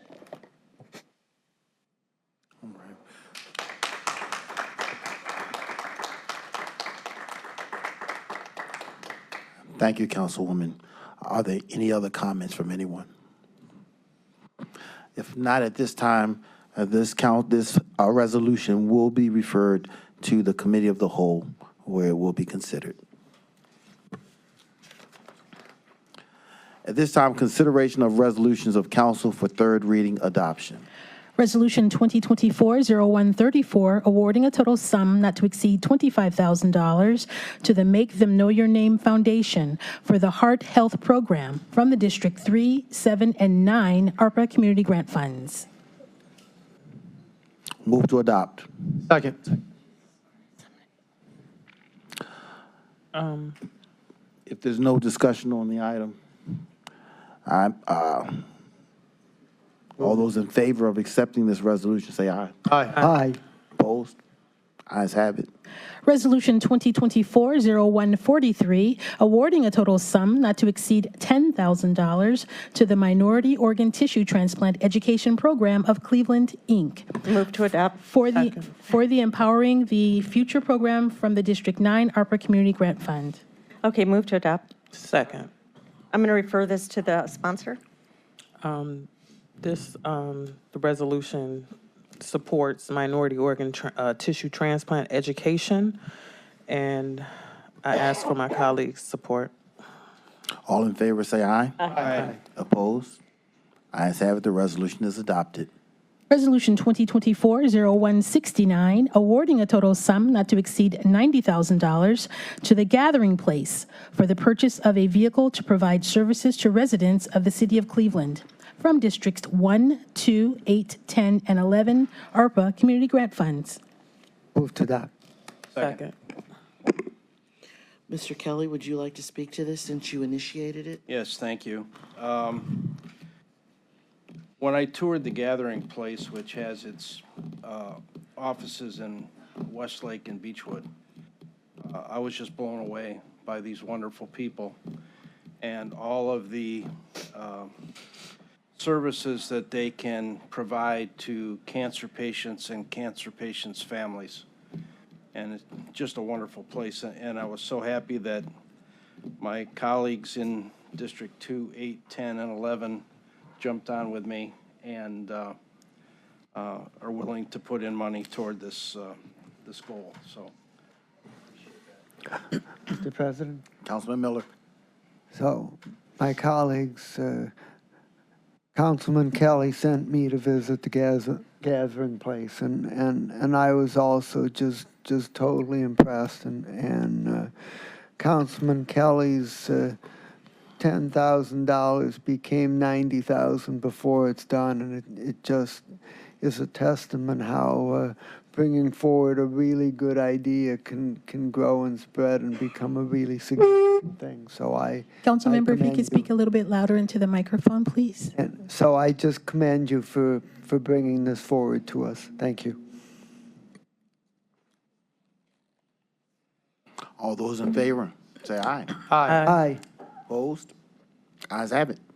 Resolution 2024-0170, awarding a total sum not to exceed $35,000 to the Near West Theater, Inc. for safety and security planning from Districts 1, 3, 8, 10, and 11 ARPA Community Grant Funds. Mr. President, I would like to encourage my colleagues to vote on this, but I'd like to yield the floor to Mr. Sweeney since I'd he like to brought make a this to our motion attention. first, and then, is there a second? Second. Thank you very much. Thank you, Madam Chairwoman. As my council colleague from District 1 stated, this is something that originated in District 3, but 1, 8, 10, and 11 said they want to help jump on this, and it was moved by when Michael talked to us. It's the hatred that's out there, and everybody just said, hey, we'll do our best to stop it. So thank you for jumping on, and looking forward to my colleagues voting on this and keeping it going. Thank you, Mr. President. All those in favor, say aye. Aye. Opposed? Ayes have it. The resolution is adopted. Resolution 2024-0171, awarding a total sum not to exceed $155,000 to the City Club of Cleveland for the renovation of office space from Districts 3, 8, 9, 10, and 11 ARPA Community Grant Funds. Mr. Chairman, once again, the team collaborates. I'm honored to have hopefully led this team. Where's my partner in crime going? At any rate, Mr. McClear on our staff can provide some additional detail on this. Good evening, council members. Trevor McAleer, County Council staff. Before you is a proposed substitute that would increase the total award from $155,000 to $175,000. The $20,000 difference would be coming from Councilwoman Conwell's District 7 ARPA Community Grant Fund. Move to accept the substitute. Second. All right, any discussion on the proposed substitute? Any further discussion? If not, all those in favor of accepting the proposed substitute, say aye. Aye. Opposed? Ayes have it. And at this time, all those in favor of adopting the resolution based on the merits, and again, as substituted, say aye. Aye. Opposed?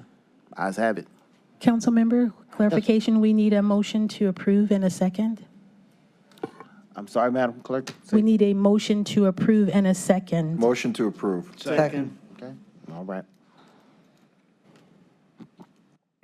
Thank you.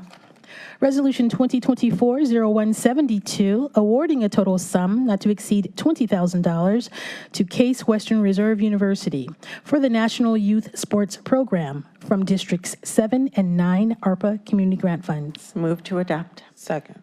I'm going to refer this to the sponsor. Thank you.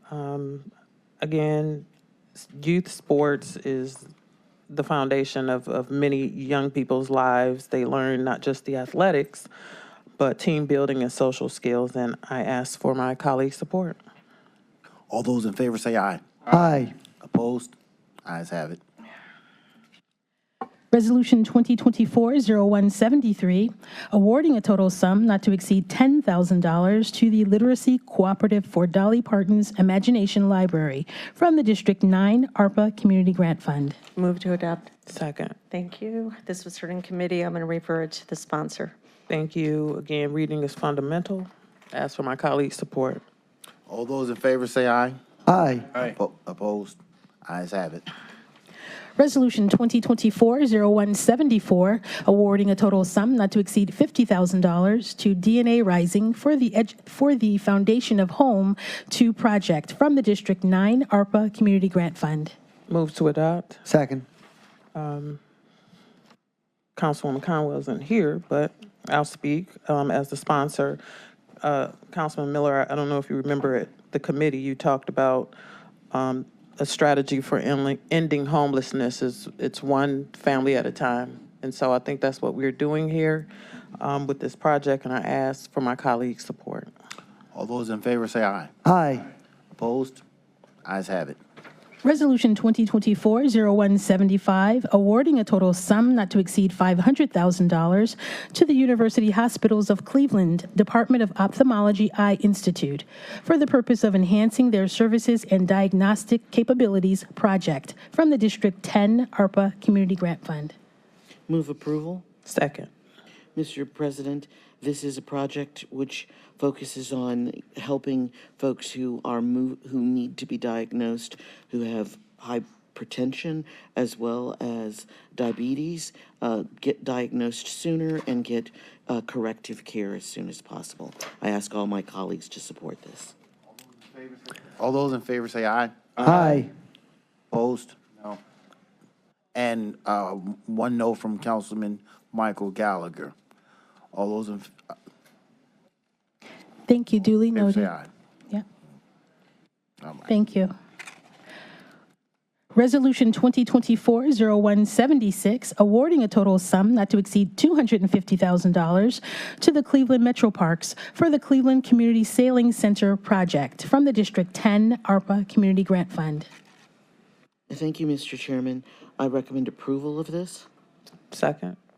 This came before my committee, and this is something that will, because it's centrally located, we'll have people all over Cuyahoga County learn more about the art of sailing and spending time in the Great Lake that we share to our north. Thank you. All right, all those in favor say aye. Aye. Opposed? Ayes have it. Resolution 2024-0177, awarding a total sum not to exceed $100,000 to Future Heights, Inc. for general operating costs from the District 10 ARPA Community Grant Fund. I move approval. Second. This request, Mr. President, is for Future Heights operating funds. It is one of the only nonprofits operating in Cleveland Heights and University Heights, and it needs the what happened during COVID, reduce their ability to raise funds, and hopefully during this year with an amended business plan and the support. Councilwoman, if you could speak a little bit louder in your microphone. Thank you. Hopefully their work this year with an amended business plan and an experienced interim executive director will lead them to a stronger financial position. I thank you and encourage all of my colleagues to support this. All those in favor say aye. Aye. Aye. Opposed? Ayes have it. Resolution 2024-0180, determining to submit to the electors the question of replacing the excise tax on the sale of cigarettes for the purpose of funding arts and cultural facilities and programs in the county. Move to adopt. Second. All those in favor say aye. Aye. Opposed? Ayes have it. Mr. President, Councilman. I'd like to add my name. Let's add I Councilwoman thought it Simon's was. name. I'd like to add my name too, please. Thank you. Resolution 2024-0196, supporting an application for funding under the Clean Ohio Fund Green Space Conservation Program, available through the Ohio Public Works Commission on behalf of West Creek Conservancy for the conservation of ecologically significant areas in the Watershed Divide Conservation Initiative in the cities of Broadview Heights and Brecksville. Move to adopt. Second. Thank you. This matter was heard in committee. We have such resolutions every year when we support the necessity of supporting applications to the Ohio Fund for Green Space. I ask for your support. This is a great project, and it piggybacks on the prior year's project that was awarded. So we'll have a larger area conserved. All those in favor say aye. Aye. Opposed? Ayes have it. Committee report and consideration of an ordinance of council for second reading. Ordinance 2024-0004 was held in committee. Okay. Legislation introduced by executive. Consideration of resolutions of first reading adoption, under suspension of rules. Can I have a motion to suspend the rules? Mr. President, I move to suspend the rules. Second. Properly moved and seconded. All in favor of suspending the rules, say aye. Aye. Opposed? Ayes have it. Resolution 2024-0209, amending the 2024-2025 biennial operating budget for 2024 by providing for additional fiscal appropriations, appropriation transfers, and cash transfers. Move to adopt. Second. Mr. President, Yes. my colleagues, this resolution is the regular fiscal agenda of budget amendments. Answers to our questions to OBM are on your desks. In addition to appropriations of grants and other routine items, several large cash transfers are notable as follows. In the general fund, hotel debt service, $10,141,000, capital subsidy, $10 million, custodial services, $4.2 million, tree canopy, $950,000, and public utility, $175,000. In the HHS levy fund, Metro Health, second half subsidy, $17,500,000. Adams Board monthly subsidy, $3,416,667. And also 20 other HHS levy subsidies for basic services, with children's services, juvenile court, and senior and adult services being the largest, with a total of $99,398,621. The fiscal agenda is large, but the items are routine, and I recommend passage on first reading suspension. Right. Move to adopt. Second. We already have a second and a first and a second, so it's All overall. those in favor say aye. Aye. Opposed? Ayes have it. Resolution 2024-0210, approving a collective bargaining agreement between Cuyahoga County and Laborers International Union of North America, Local 860, representing approximately 80 employees in 3 classifications in the Department of Public Works Sanitary Sewer Division for the period January 1st, 2024 through December 31st, 2026. Move to adopt. Second. Second. Mr. President, this was discussed thoroughly in executive session this evening. It's recommended that we pass the negotiations with Local 860 as said in it, representing approximately 80 employees in 3 classifications in the Department of Public Works Sanitary Sewer Division for a period of 1/1/24 to 12/31/26. All those in favor say aye. Aye. Opposed? Ayes have it. Consideration of resolutions for first reading and referral to committee. Resolution 2024-0211, amending the 2024-2025 biennial operating budget for 2024 by providing for additional fiscal appropriations, appropriation transfers, and cash transfers to meet the budgetary needs of the Office of the County Executive. This item will be referred to the Finance and Budgeting Committee. Resolution 2024-012, confirming the county executive's appointment of Dorothy Todd to serve on the Cuyahoga County Diversion Board for an unexpired term ending February 28, 2025. This item will be referred to the Human Resources, Appointments, and Equity Committee. Council President, at this time, Council Rule 9C allows for the reading of very similar items by abbreviated titles. Therefore, I will read this item into the record in its entirety, but items 4 and 5 will be read into the record by their abbreviated titles if there are no objections. There are no objections. Resolution 2024-0213, confirming the county executive's appointment of Bianca Crawford to serve on the Division of Children and Family Services Advisory Board for the term March 1st, 2023 through February 28th, 2027.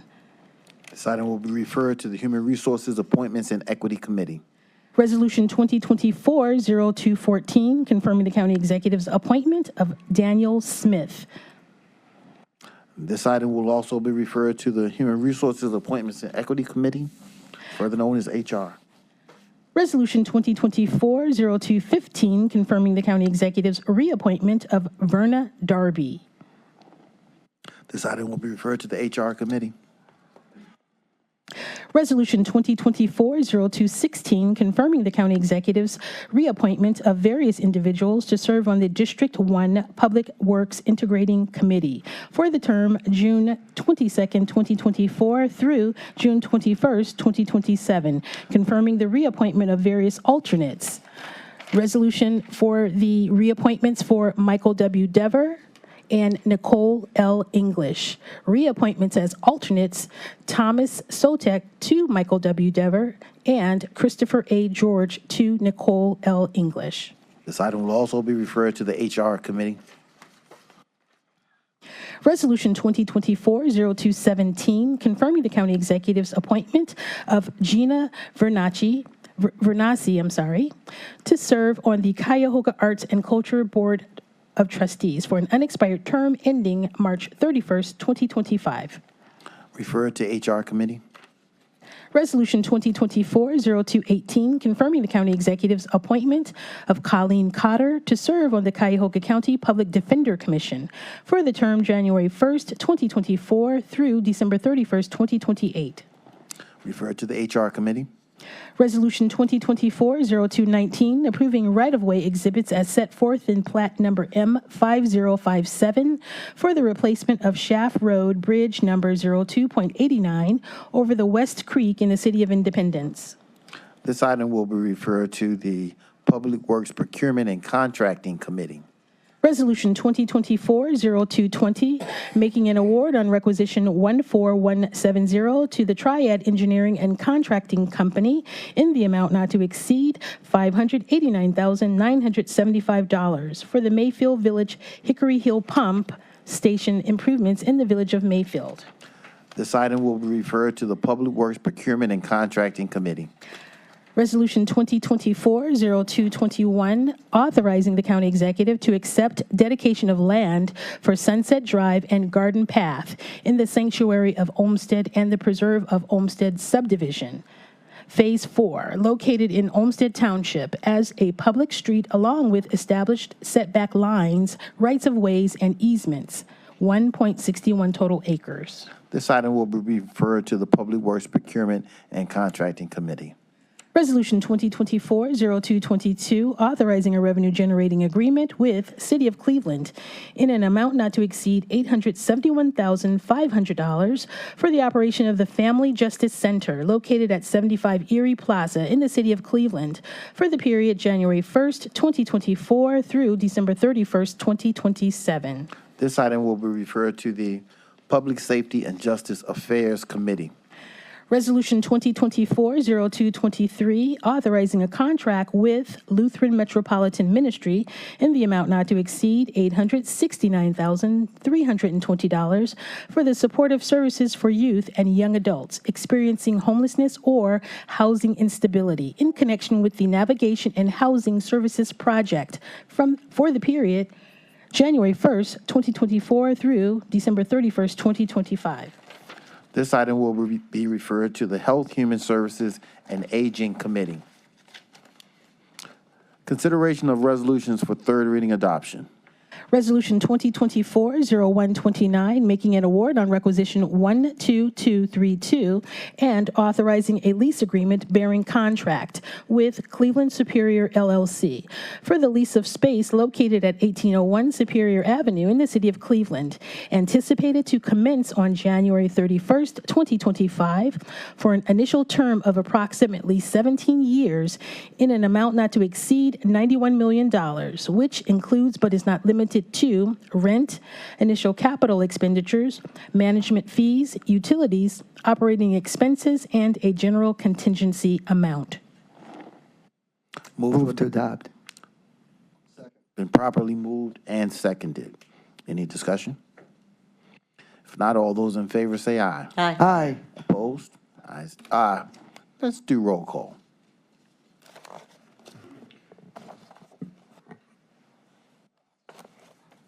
Hold on, please.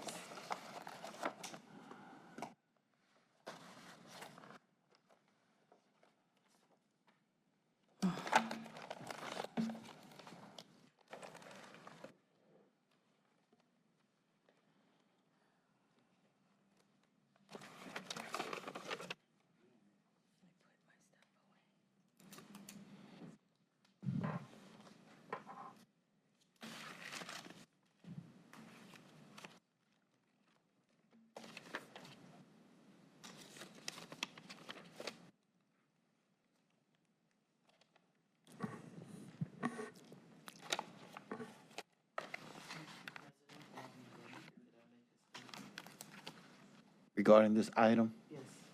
You can. Yes, you may make a.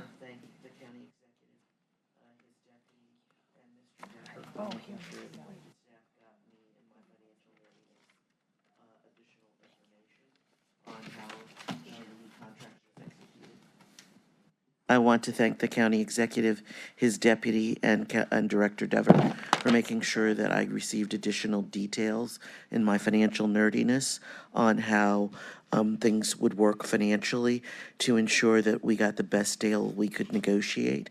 So thank you for your patience with me. Mr. Deputy, thank you for following up. He must have called me 5 times to make sure I got the information I needed, and I am really appreciative of that. Thank you.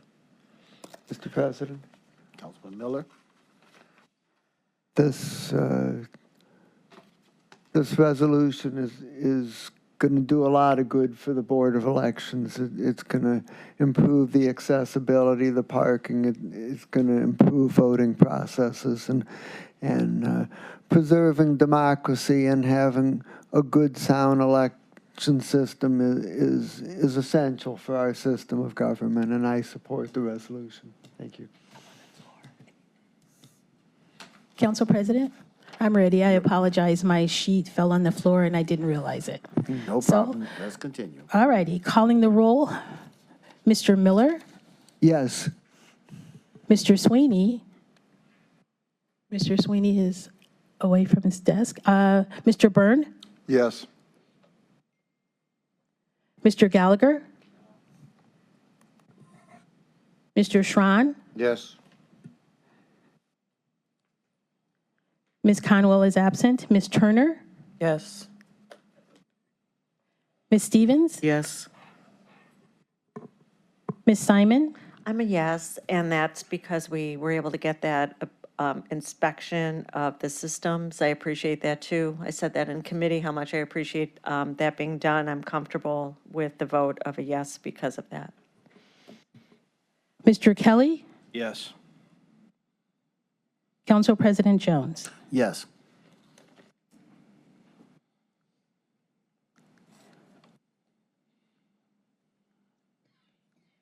The motion carries with 8 voting in the affirmative and 1 casting a dissenting vote.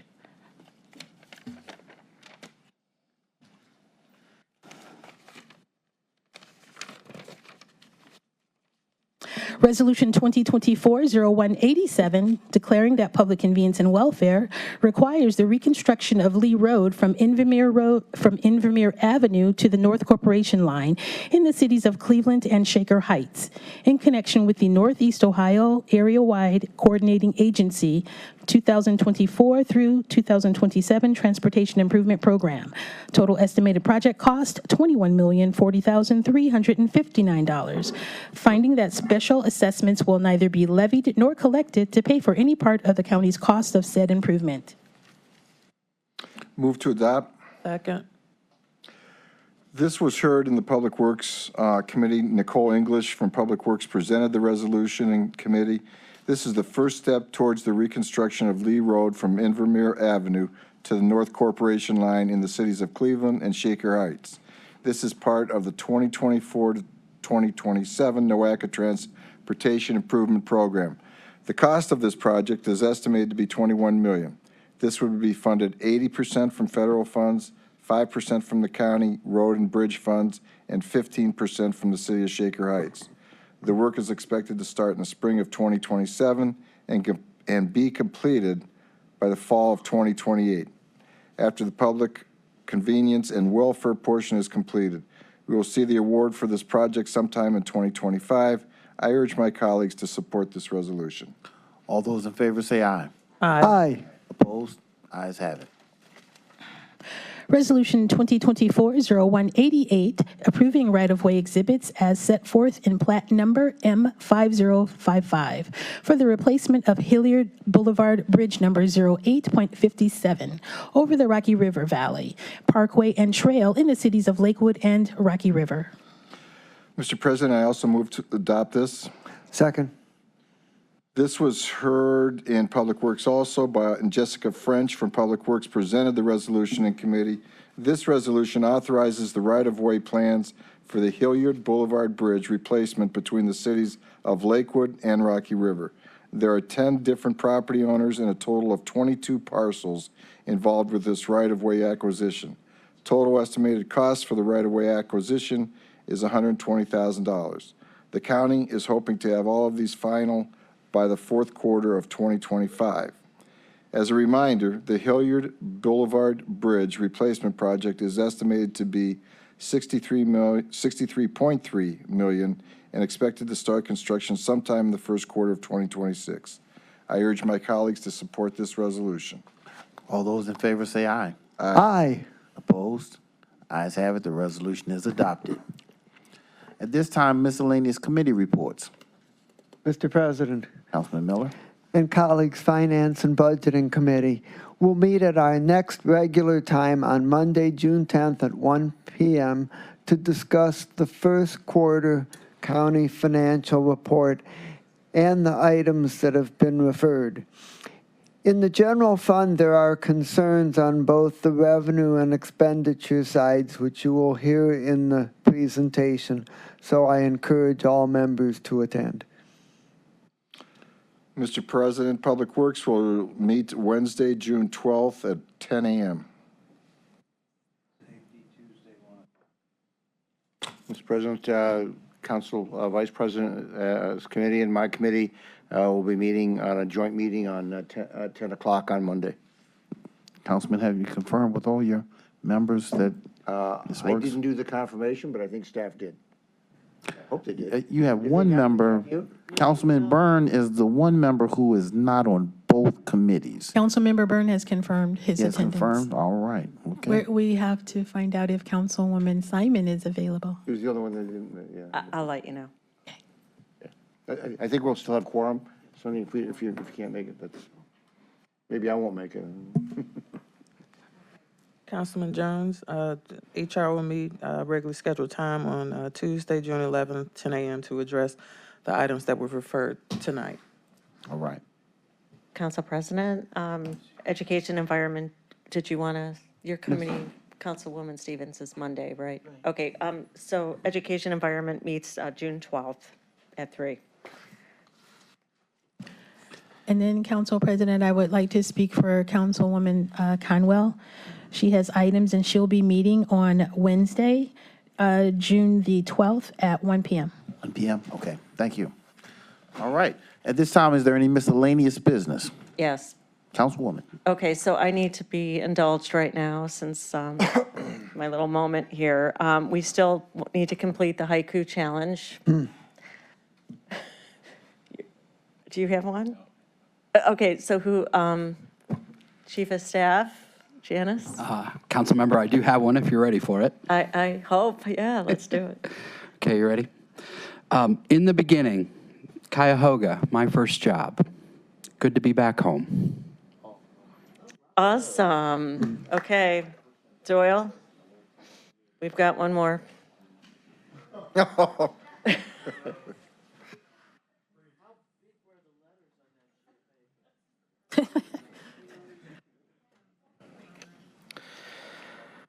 My name is Brendan. Poetry is not my thing, yet I write for you. Thank you. Okay, so I think that completes it. If there's any stragglers, let me know, but we're going to compile these someplace in the archives of our county government. Thank you.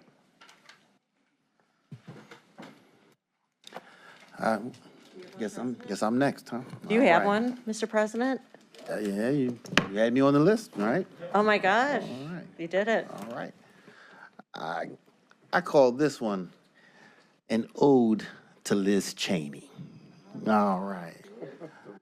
Ally, surprising. It's not a joke. We must stay woke. The South is rising. Thank you. Excellent. That was good. Wow. Good job. Thank you, Mr. President. Yeah, I'm sorry if I Just for forgot you, anybody. Sonny. The arts and All culture right. people should have been participating in this. So please. Is there? Oh, great. Councilmember- All right. So, Zoe Toscas, County Executive Staff. I have one that was written on behalf of Eric Janis. If you guys don't work with Eric Janis that frequently, he eats a lot of candy and Skittles and soda all day long. So that is Keeps me the going. background. Soda and candy made of sugar. They help me thrive morning, noon, and night. That is Awesome. thanks to Rachel, one of our Cleveland Foundation fellows. Starting my diet tomorrow. that is excellent. Okay. Thanks, everybody. It's been a long night. All right. If nothing else holds our attention, our meeting is now adjourned.